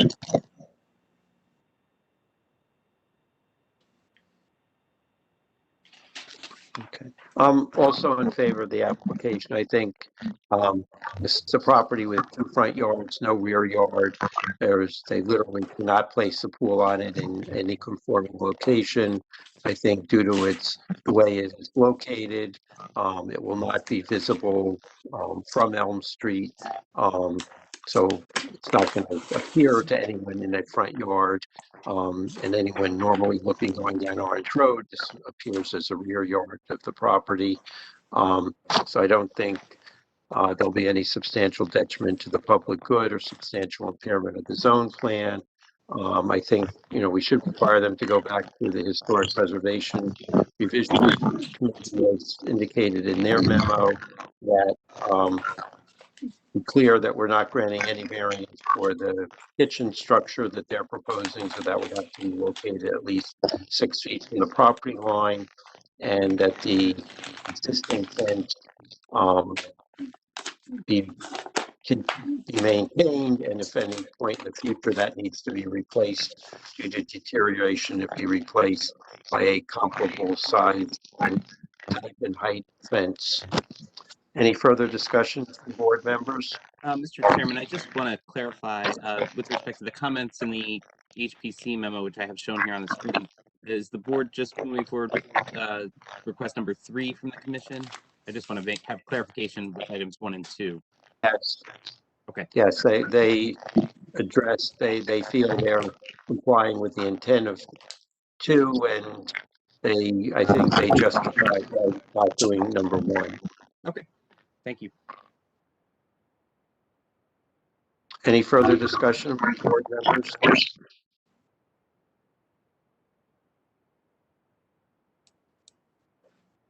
Okay, someone want to make a motion? Move approval of the application with the condition stated by the chair regarding the Preservation Commission. A second. Okay, all in favor, say aye. Aye. Any opposed? Any abstentions? Okay, application's approved. We're going to take a 10-minute break, and then we'll resume with the Congregation Shomrei Emunah application. I'll see you then with hopefully a better connection than I have now. Thank you all very much. Thank You're you, invited for everybody. a pool party. Thank you. Appreciate it. Thank you, everyone. Stay safe and healthy.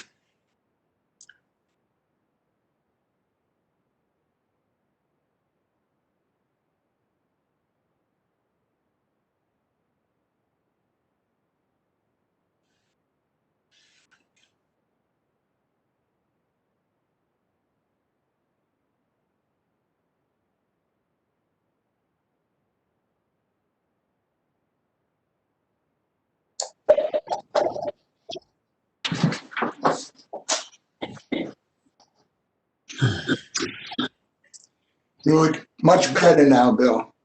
Yes, for some reason, the computer wasn't working when I mean, it wasn't working, period, not just on this. So I had to do it on the phone, which was awkward to say the least.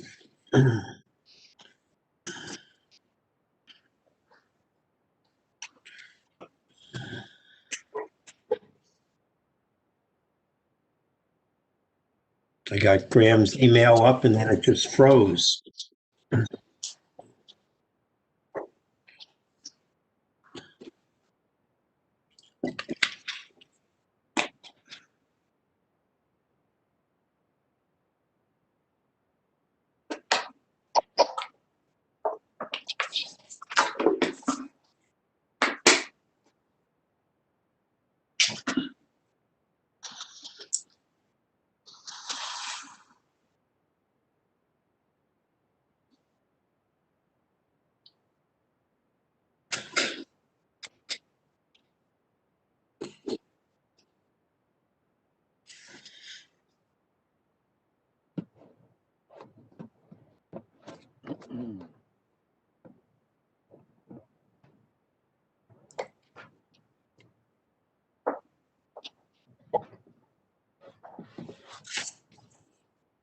There you are, Bill. Much better.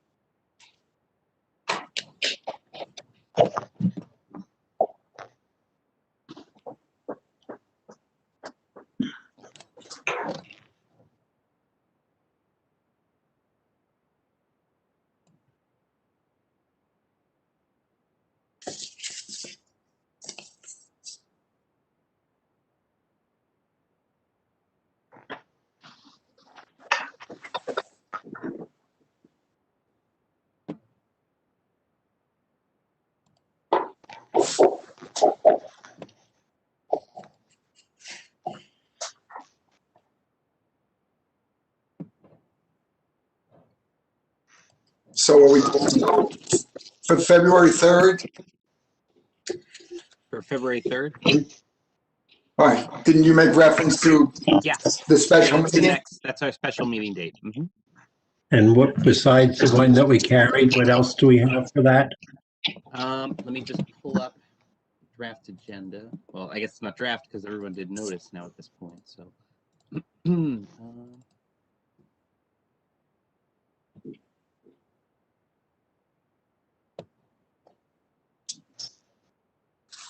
I will show it here on the screen.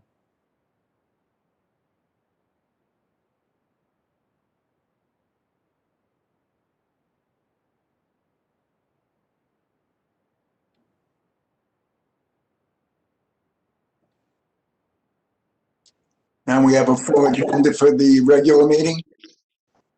We do. The regular meeting on the 17th is shifting a little bit with the withdrawal of the Bellevue Theater application.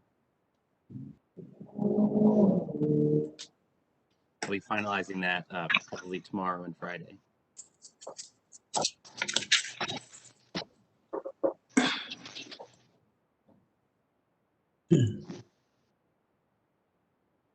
Let me just pull in.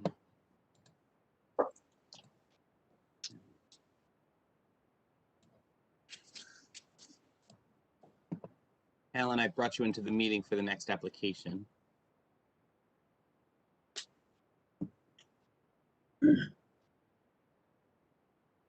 I don't know if anyone else is here for that application with him. Yes.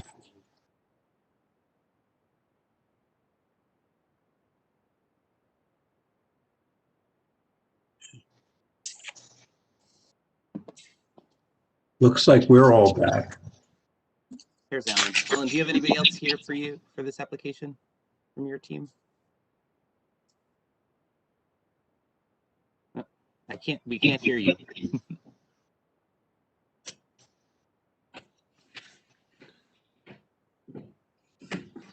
We have a few other attendees here at the meeting. I just want to see if I need to pull them into.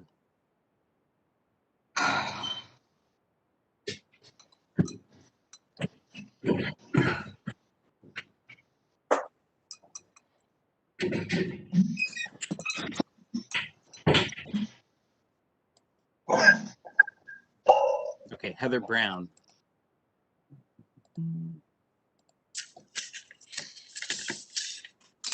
Hey, Ms. Brown, you're in the meeting now. You should be able to unmute yourself. Yeah. Can you hear us? Yes. Okay. Oh, there you go. Graham, Graham, are we back? Yes. Graham, are we back to TV? Rick, are we all set to go? I'm ready. Okay. We're ready? Yes. Okay. The next application is that of Congregation Shomrei Emunah. They're for property at 67 Park Street. This is an application to construct a sunshade over a portion of the play area in the rear of the property.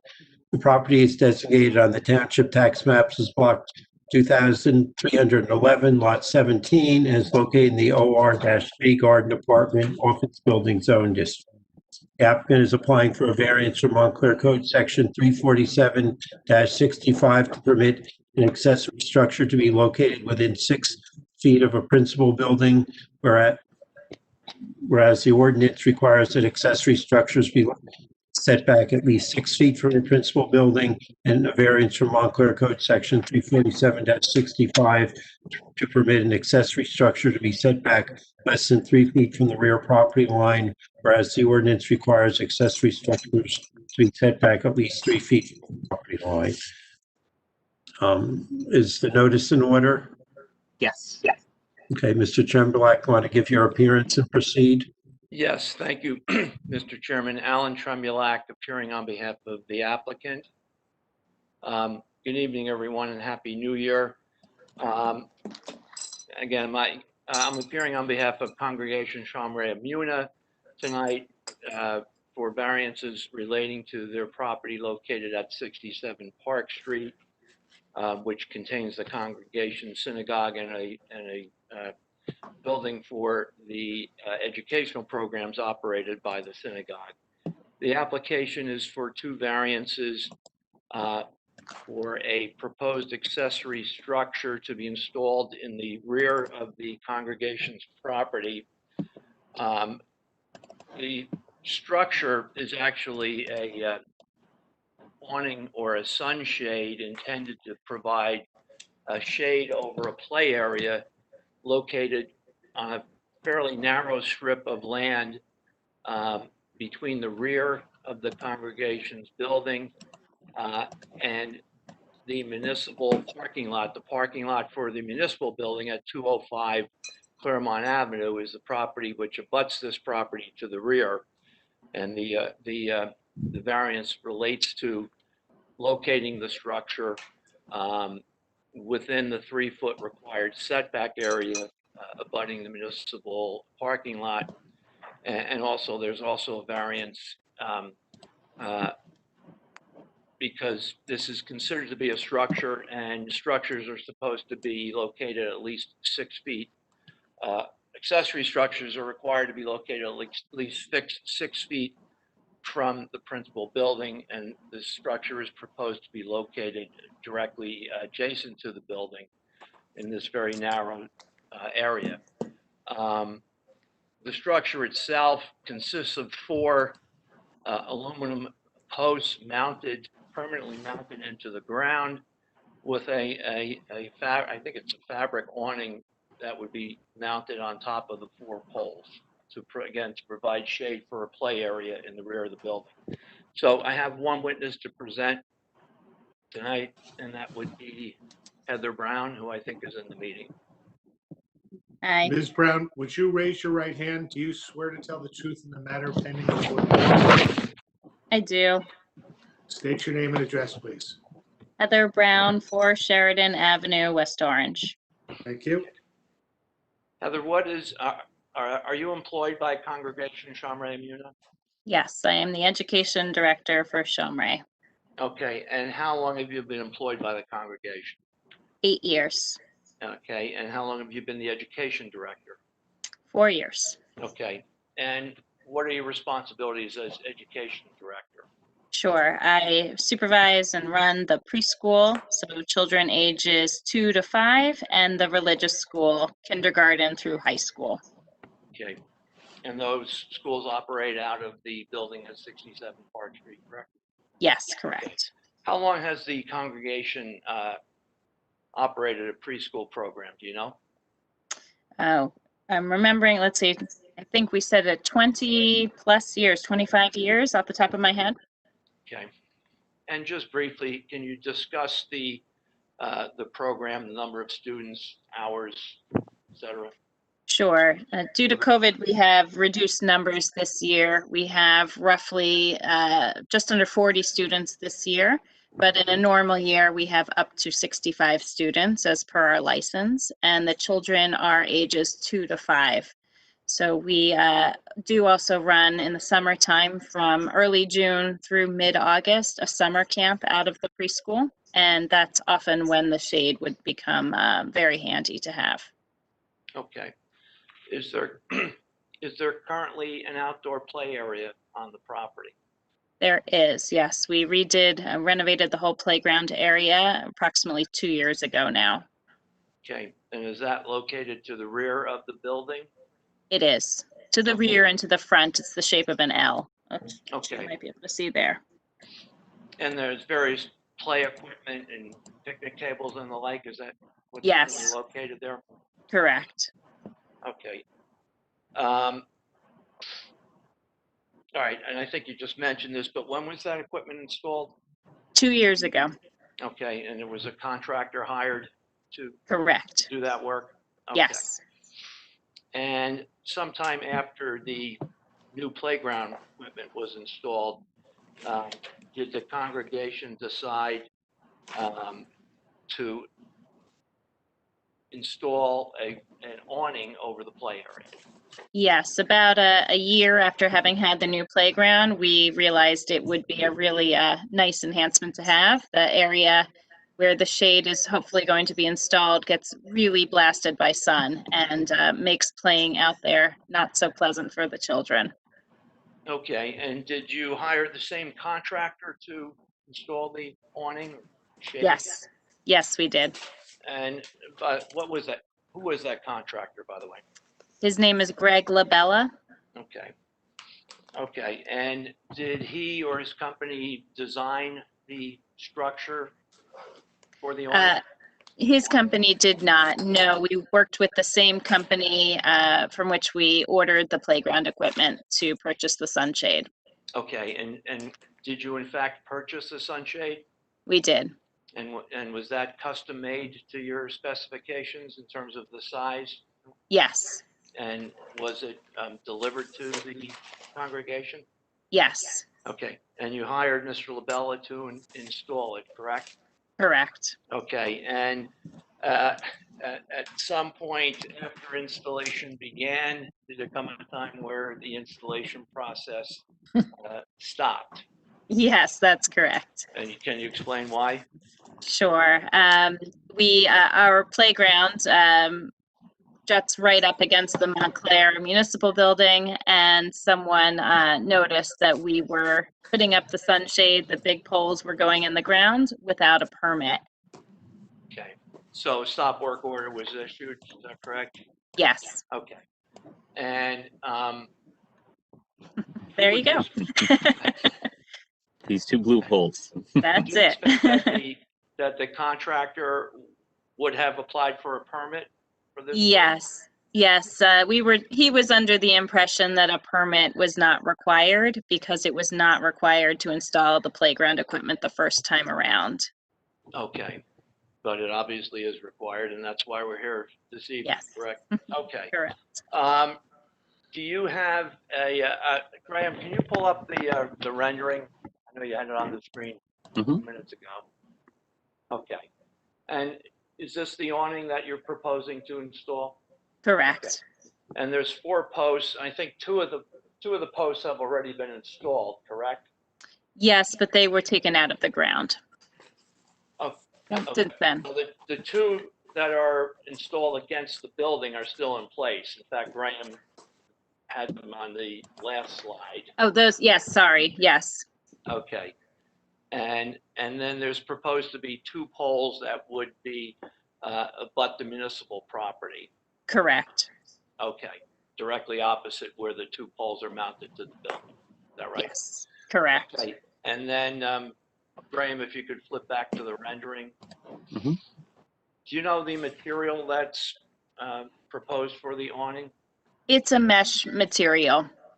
Okay. And the benefit that we saw, at least in the shade, is that the mesh does come off so that it wouldn't be up year round, really just, for the warmer months. And then it would come down at some point in the fall. Okay. So it would go up, I assume, sometime in the spring and then come down October, November? Exactly, yes. Depending on the temperature? Okay. Correct.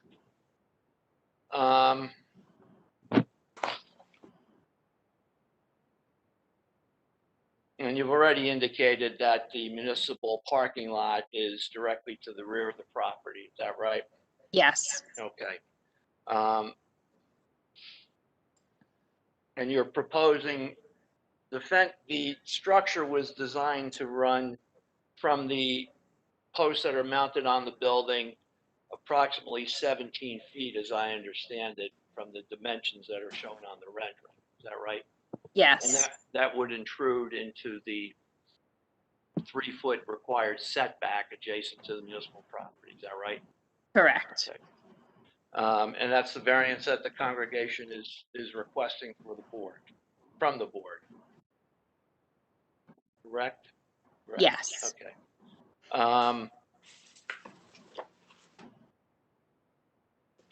Okay. I think that's all I have for Ms. Brown.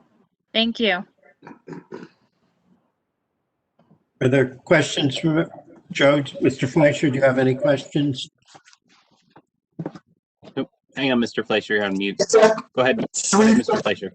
I'm just getting a clarification of 3-foot setback. Most accessory structures are held back 6 foot. Is that in this zone, is 3 foot is all that's required? Yes, 3 feet is the requirement here in the OR4 zone. Okay. Just out of curiosity, what is this program has existed for a very long time. It's not a new program. So what suddenly happened that required something to be built now that hasn't existed for 20, 25 years since the addition and everything else was done at the rear? What is unique that just happened now that suddenly contributing to a need that didn't appear to exist previously? Our school and our program has grown tremendously over the past few years. And while we're still a smaller preschool in town, the need for what our families are demanding and just, the climate of our school, quite literally, has been to enjoy more time outside than in past years. So this, especially with COVID, we have been eating outdoors with the children, playing outside more than ever. So it would be a tremendous asset to our school to have the shade in place. Okay, and just one other question. Graham, is the height okay under the code? Yes, the height is permitted. It says 15.3, and that's permitted as an accessory structure? Yeah, accessory structures can be taller in this zone. Oh, okay. I apologize No worries. for that. Okay, and the last question is, this is obviously an eastern exposure, which means it's primarily the morning sun, because by afternoon and certainly later in the day, what I'll call after normal school hours or anything else, it's pretty well shaded by the building. So I guess my question is, when, and I think Mr. Treviak asked earlier, what were the hours of operation of this program relative to that fact? The sun, sure. So you hit the nail on the head. Our program is first thing in the morning, and actually by about 2 o'clock in the afternoon, most students have dismissed for the day. So we get blasted right in the beginning of the day, and that's when we would hopefully have the shade in place. And so that's a full-time school program. It's not what I think of as a traditional Hebrew school program or anything else. I'm trying to figure out what it is. I understand that there's there's always been a nursery school there. My own kids went there. So there's always historically been a nursery school. I'm trying to understand. And still will be. The preschool, the nursery school are the primary users of the back area where the playground is and where the sunshade will hopefully be. Thank you. Mr. Moore, do you have any questions?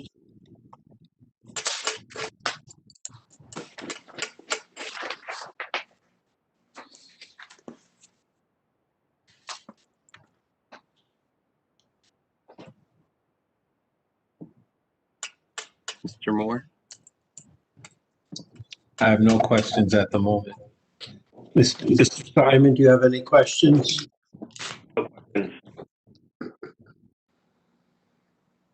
No questions.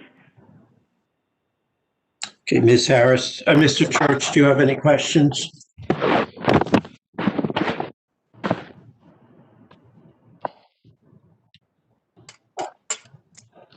Jay? Yep.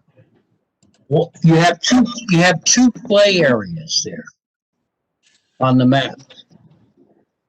Why is that area by the fence preferred for outdoor play for the preschoolers and not the bigger area?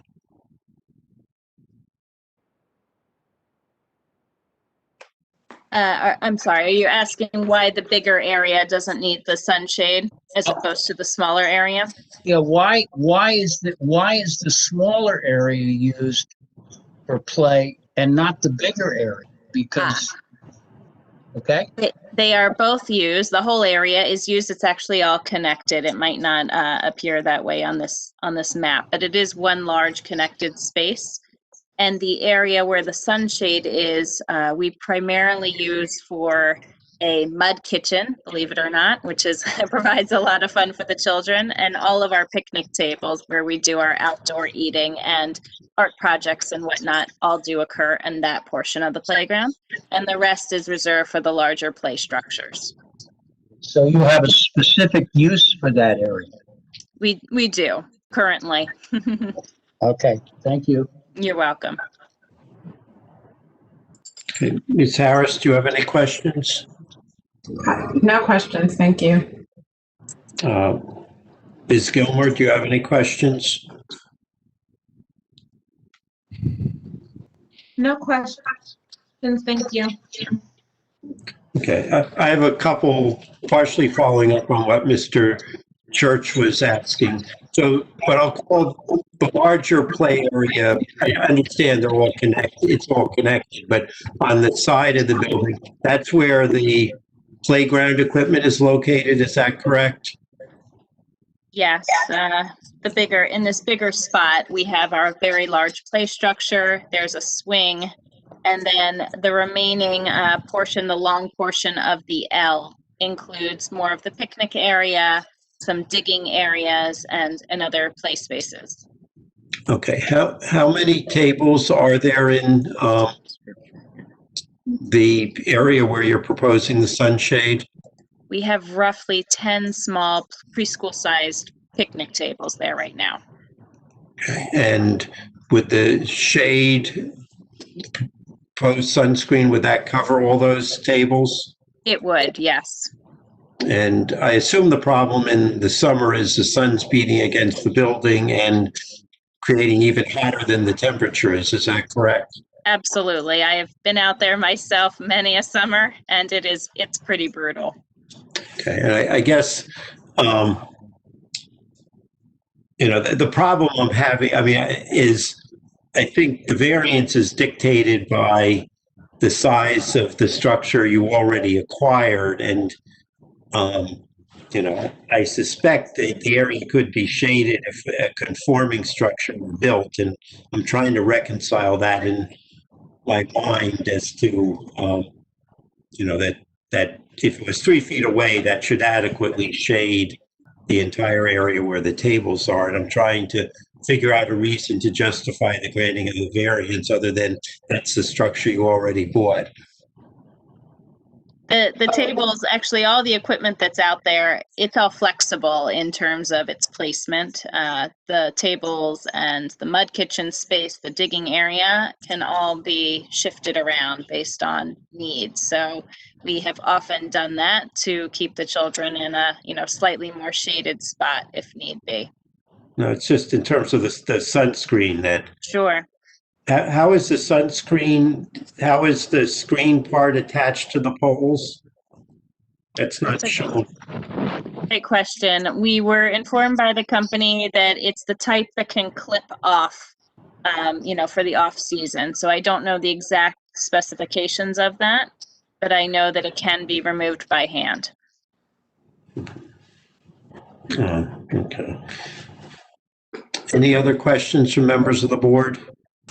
Yeah, I have one question. Right now, this is an open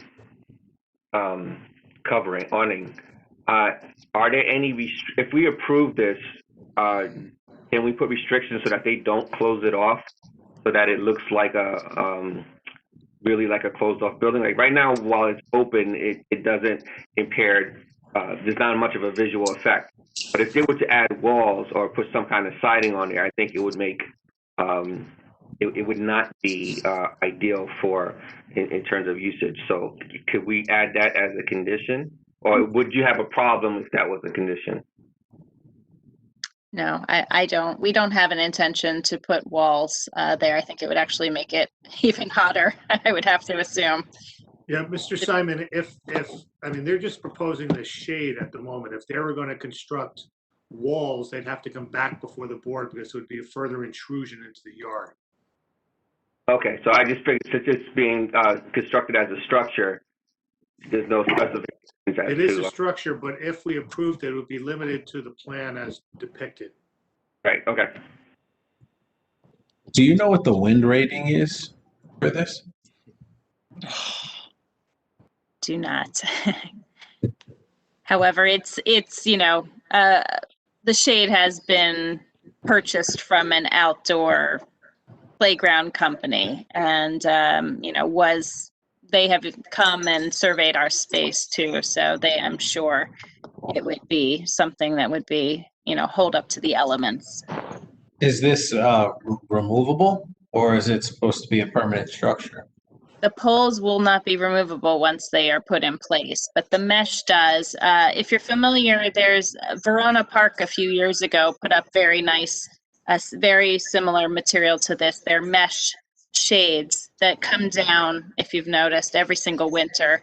And from what I was told from the company, it's essentially just protection from, to protect the mesh from all the elements, but especially for snow, so it doesn't settle on top and freeze and refreeze, which could cause some damage to the material. My only concern is the wind rating. I think you should find out what that is for the safety of the children. If a big gust of wind comes by, it doesn't look like there's a top opening vent, just in case, so it could almost act like a sail. But it's just something to be mindful of. So that if a big gust of wind is hitting and, the wind may feel good, but, you don't want to put any of the kids in danger if it falls over or something like that. Sure. These are all rated also by licensing requires, and I'm going to, not off the top of my head, be able to tell you what it is, but it's all rated for outside commercial use. So I would absolutely be able to check, but the wind rating is included in that safety measure, and the playground material is all checked regularly by our the license person who comes around. Just one point to further that for Ms. Brown, just because I'm familiar with the material at Verona Park. This is this a mesh system? So it has holes in it. It's not Correct. a rainproof solid. Correct. Right. If it's raining, it's still going to be dripping Still, water. yes, it's very porous material. Exactly. Exactly. Okay, any other questions from members of the board? Okay, are there any members of the public who have either comments, questions, testimony, anything you want to say about the application? I have a comment. Okay, would you raise your right hand? Do you swear to tell the truth in the matter pending before the board? I do. State your name and address, please. Shirley Grill. Whoops. Shirley, I won't stop you're my. the representative of the congregation. I am. Is there something you wanted to add to Ms. Brown's testimony? I did want to add something, because the question of safety that's just been discussed, one of the reasons that we invested in this awning, which is quite an expense, is that we used to use umbrellas outside because the heat was so bad. And what we realized is large beach umbrellas were not safe for children. And so this was something that was recommended by the playground experts who we consulted as a much safer option and steady, so it will not endanger our children outside. So I think that's an important thing to remember. So this replaces old-fashioned umbrellas. Shirley, would you just tell the board what your position is with the congregation? Oh, I'm sorry. I am a volunteer. I am one of the co-chairs of our education committee that oversees the various educational programs at Shomrei Emunah. Okay. Was there anything else you wanted to say? No, but we apologize for not knowing we needed the permit to begin with. Are there any other members of the public who have any questions, testimony, statements about the application? The only other attendees are applicants for this evening. I'll unmute them and see if they have any questions. If anybody else has any questions or comments on the application, now is your time to speak.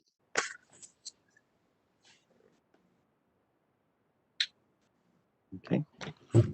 Mr. Tremblak, do you have anything further before we proceed to vote on the application? No, Mr. Chair, I just would like to make a couple of concluding comments in terms of the setback variance. The requirement is 3 feet. We have approximately 19 feet between the rear of the building and the property line. The structure is 17 feet. We weren't able to show with any precision exactly where it would be, but I know this will be set back at least a foot from the property line. And the requirement is 3 feet, and that's the variance. And as has already been noted, the only property affected by this structure is the municipal parking lot. And you can see from the drawing that's on the screen now, roughly half of the area actually borders the trash enclosure on the municipal property, and the remainder is parking lot. So I think there's really no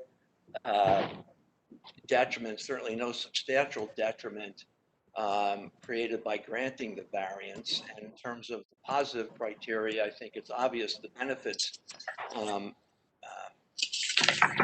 to be attained by providing this structure, and also goes without saying that the applicant, the use, it's an inherently beneficial use, a school operated by, a house of worship, which is itself is an inherently beneficial use. So the focus in granting the variance should be on the negative criteria and I don't believe there's any substantial detriment or any detriment really by allowing up to a 2-foot intrusion into the required 3-foot setback area.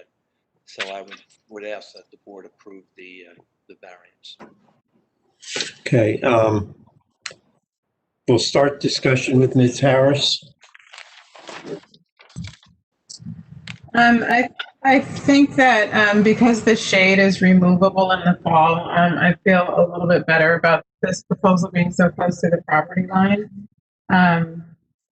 You know, I don't know if we can make it a requirement, but you know, we should make sure that the shade actually does come down in the fall and winter months and doesn't stay up. But other than that, I'm in favor.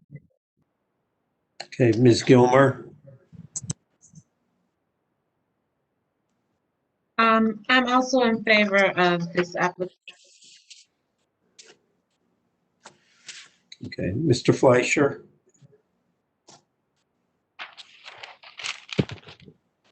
Variance with regard to the proximity of the accessory structure to the building, as well as to the yard variance. I think there should be a requirement that during the cooler weather conditions that the covering be removed, in which case we can have 4 relatively slender poles that no one should object to anywhere near the property. So with that minor condition, similar to what was suggested by other members of the board, I think I'm in favor of the application.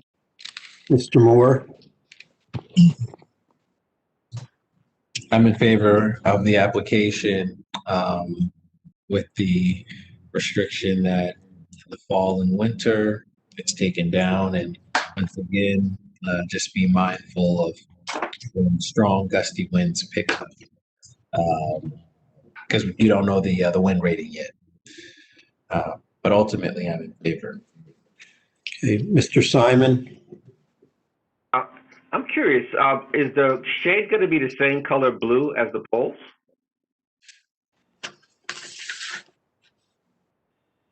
I have to remember, it's either a similar light blue or a green that matches the rest of the playground structure. We ordered it over a year ago, and it's been in a box since construction was halted. So it's a very pleasing color to match the rest of the brightly colored playground equipment. Okay, I'm generally in favor. I was just curious because that the shade didn't clash with the existing colors that are there, but I'm generally in favor. Okay, Mr. Church. I'm also in favor of the application. I'm also in favor. There are no issues with having the accessory structure too close to the principal building. That's logically where it should be. And that's I think it's unfortunate this was already ordered. Because I think there was an opportunity to conform to the setback to the property line, but given it is a municipal property parking lot that's there with the refuge area, I don't see any impact or any substantial detriment to the public good or substantial impairment of the zone plan if we impose 2 conditions. One, that it be removed from at least November 1st until March 31st, and that you're only granting a variance for the roof structure that, as Mr. Sullivan said, if I want to state it specifically so there's no issue in the future, that any future sides being installed would require a further variance from the board, because I think it being an open structure makes a significant difference. I would not be in favor of a fully enclosed structure being this close to the property line. Any further comments or discussion? Move approval of the application with the conditions as stated by the chair. Is there a second? Second. All in favor, say aye. Aye. Aye. Any opposed? Any abstentions? Go back to finish installing your structure. Thank you. Thank you very much. Thank you.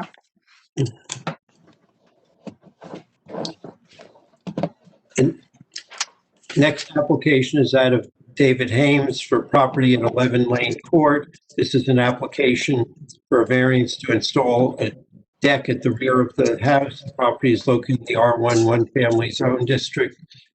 The property is designated on the township tax maps, lots 34 and 35 in block 4,805.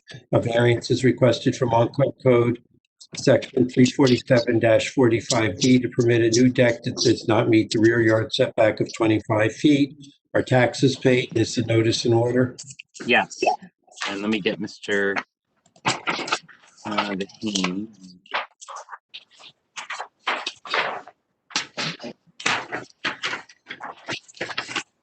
Mr. and Mrs. Hames, you're now in the meeting. You can unmute yourself and join the board. And you can also put yourself on video. There they are. I just unmuted your line for you. Can you hear us? Okay, we hear you fine. Great. Okay, are you both going to testify? No, just me. I'll stand to the side. Okay, would you raise your right hand? Do you swear to tell the truth in the matter pending before the board? I do. State your name and address.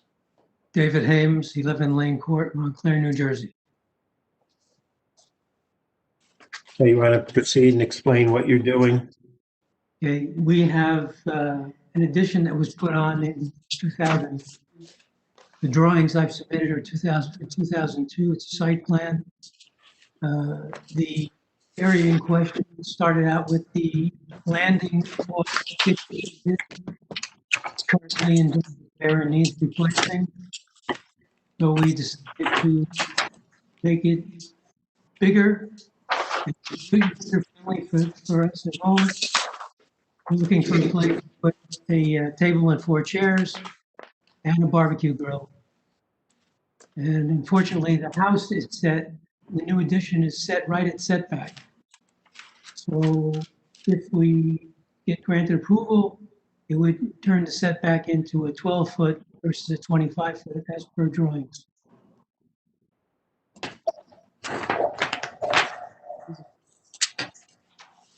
Currently, there is a fence on the perimeter that will hide the deck structure, although its placement on the alongside the house does not enable it to be seen at the street level at all. Okay. Mr. Fleischer, do you have any questions? I guess the question I have, because can we see some of the exhibits? I don't understand the shape.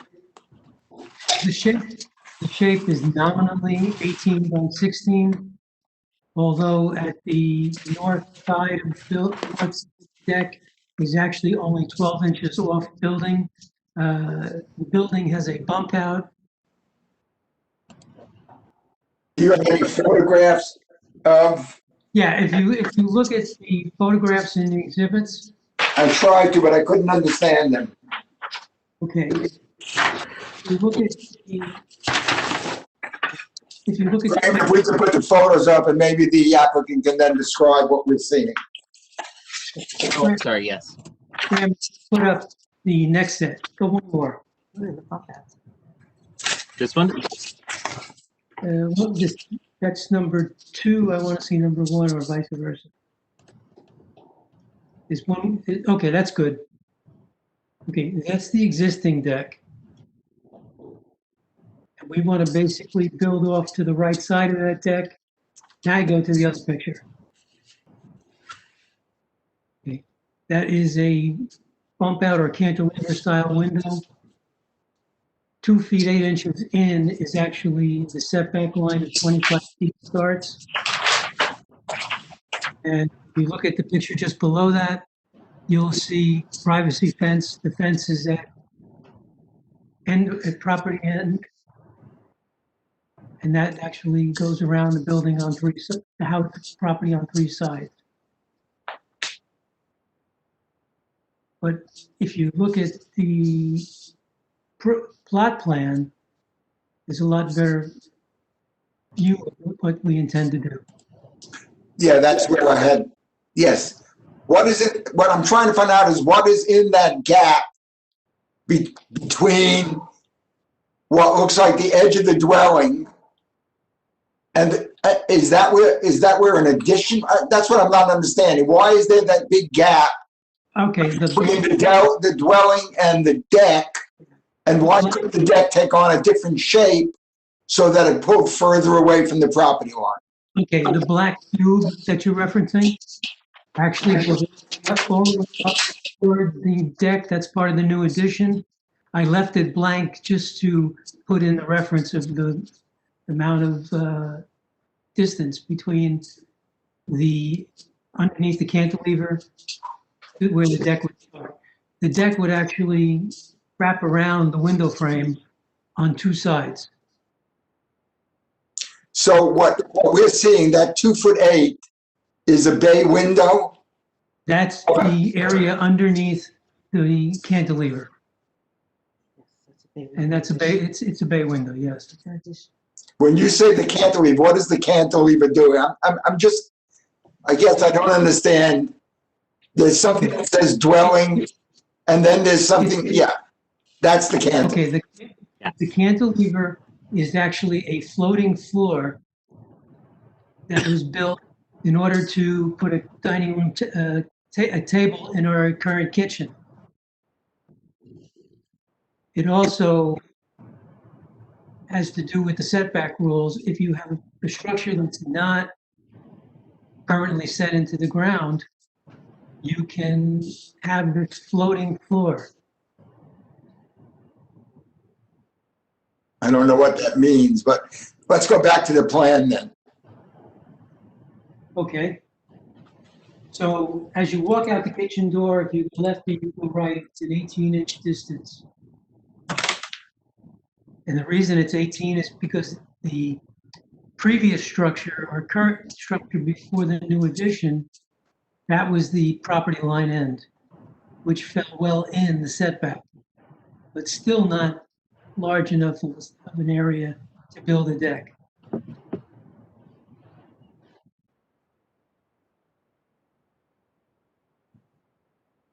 And then from north to south, it would be 16 feet.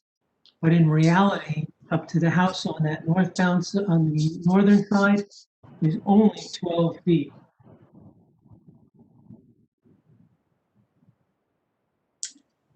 That 12-foot dimension is the distance from the face of your kitchen or from the face of the house? That would actually be from the face of the, that's part of the kitchen area.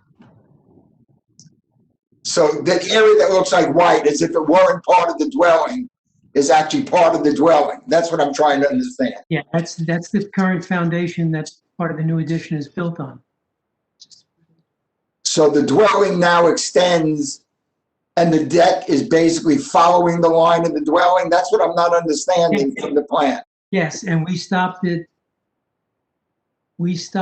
at the edge of the full pane, or fixed pane, actually. That pane is Here. not. So then my question is, why can't the deck go in the other direction and be tied into the house?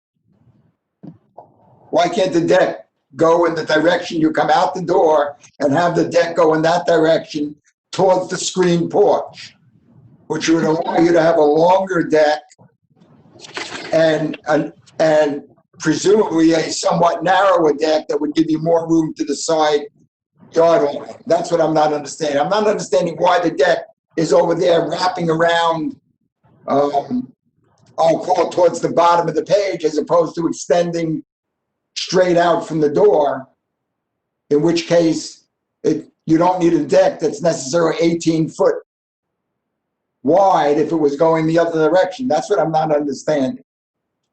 The reason it's not, what you've done, I'm not understanding why it can't go in the other direction. So maybe it can't there's a go. reason why it can't. The reason, not that it can't, but why we decided not to, was because this started as a repair for the kitchen exit. So if I wrap it to the left of the house as you exit, or if I do it in the way you're recommending or stating, then I would possibly have to have an entrance off the kitchen and a new step up to the new deck. Now I'm lost. Where, Graham, do you know where the door is from the kitchen that we keep seeing in the picture? The door is right here on the side of the bay window. No, but on the plan, I want to know where it is. Sure. Yeah, the door is located right here in this area. I'll do some annotations to assist. The door is located here. That's where I thought it was. And the question I'm asking is, why can't the deck go in that direction as far as you want it to go and just be a little closer and not stick out? The reason it is, why can't it be a deck in the opposite direction? Okay. To reduce the amount of intrusion in the yard. Okay, I can clear that up very simply. If we look at the elevation, Graham.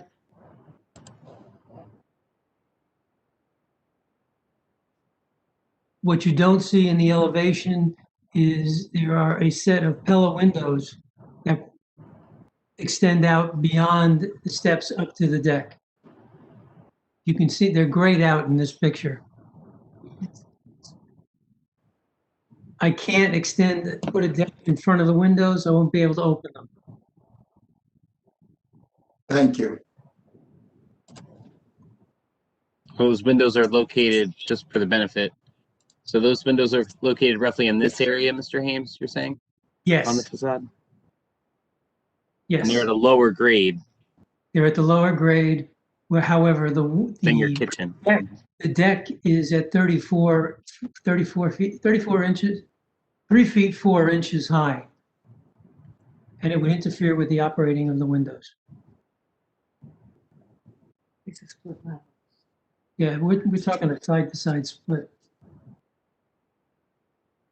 And not to mention that there's a stone patio in front of those windows.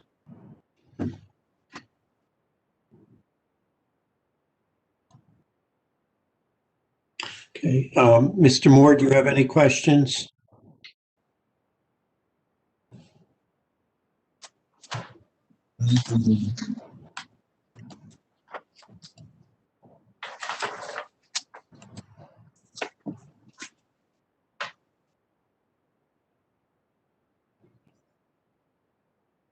None at the moment. Okay, Mr. Simon, do you have any questions? No, no questions. Mr. Church, do you have any questions? Go ahead, Mr. Church.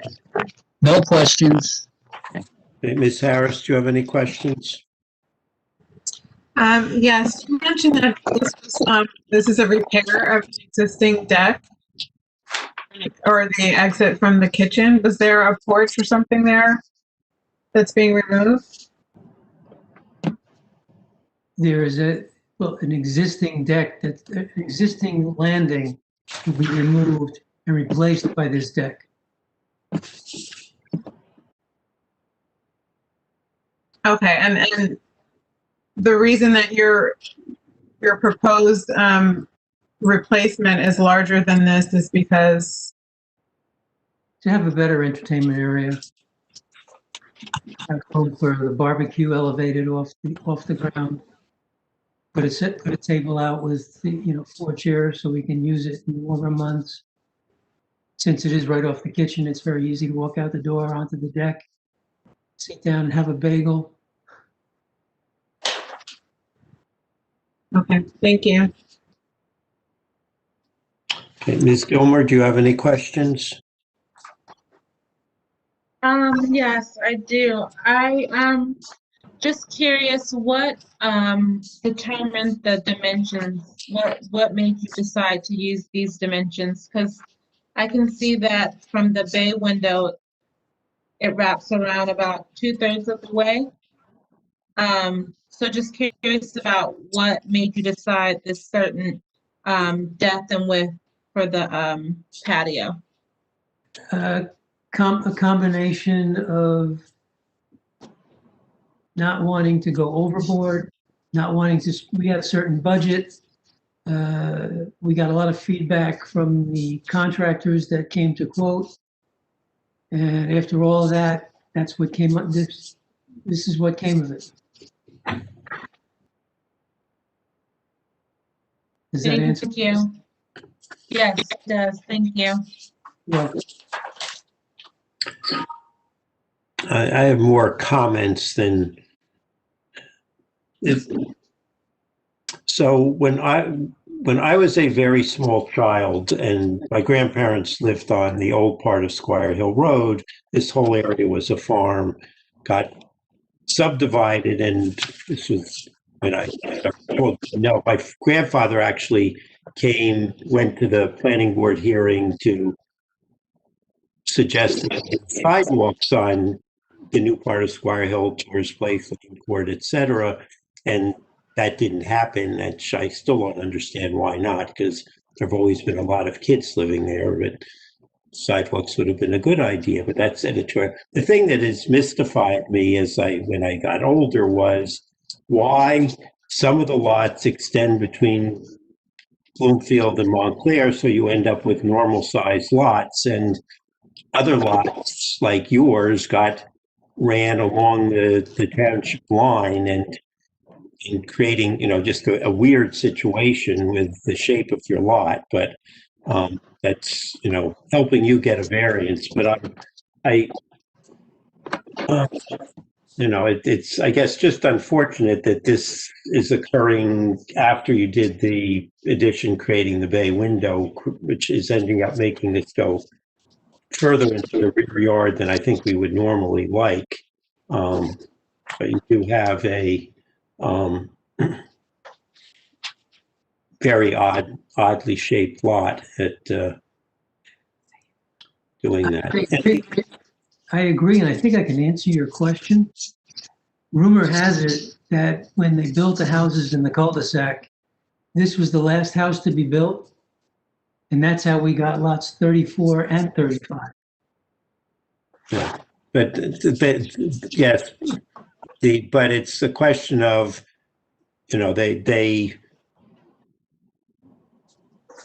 could have carried your lot with the lots in Bloomfield. Like there are a couple of lots as you go down at the end of the cul-de-sac, you have lots extending from Bloomfield into Montclair that front on the street in Bloomfield, and they didn't do that here. And it's been a mystery to me for literally decades at this point, but going back and figuring out, this yours was probably the last thing in the whole development that was built. There used to be a pond that people went ice skating on in the winter in the very long ago back here somewhere. Okay, any other questions from members of the board? Okay, are there any members of the public who have questions, testimony, statements, anything they want to say about the application? We have no public participants waiting at this time. Okay. Anything, Mr. Haines, anything further you want to add before we discuss and vote on the application? Nothing really, but I thank you for your time. We'll start discussion with Ms. Gilmer.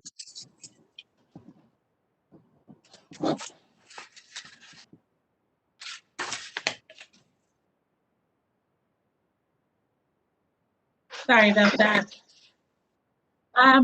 I'm in favor of the application. I recognize the hardship and the unique shape of the lot, and that the elevation prevents different configuration. So I'm in favor of this application.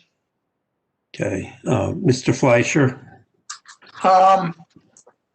I still don't quite understand it, but I have no serious objection. I think the 12-foot clearance there is okay. We could, nickel and dime it down a bit, but I don't have any serious objection. As you said, Mr. Harrison, I think it would have been a lot better if the deck had been planned in conjunction with the addition. a lot better effort could have resulted in something that was a better solution for both the applicant as well as for the site. But we are where we are, and I don't think it's going to be terribly detrimental to anybody's situation. So I would be in favor of it. Okay. Mr. Moore? I'm in favor.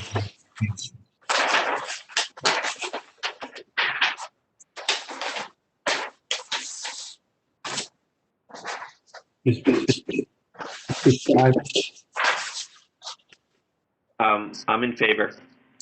Mr. Church?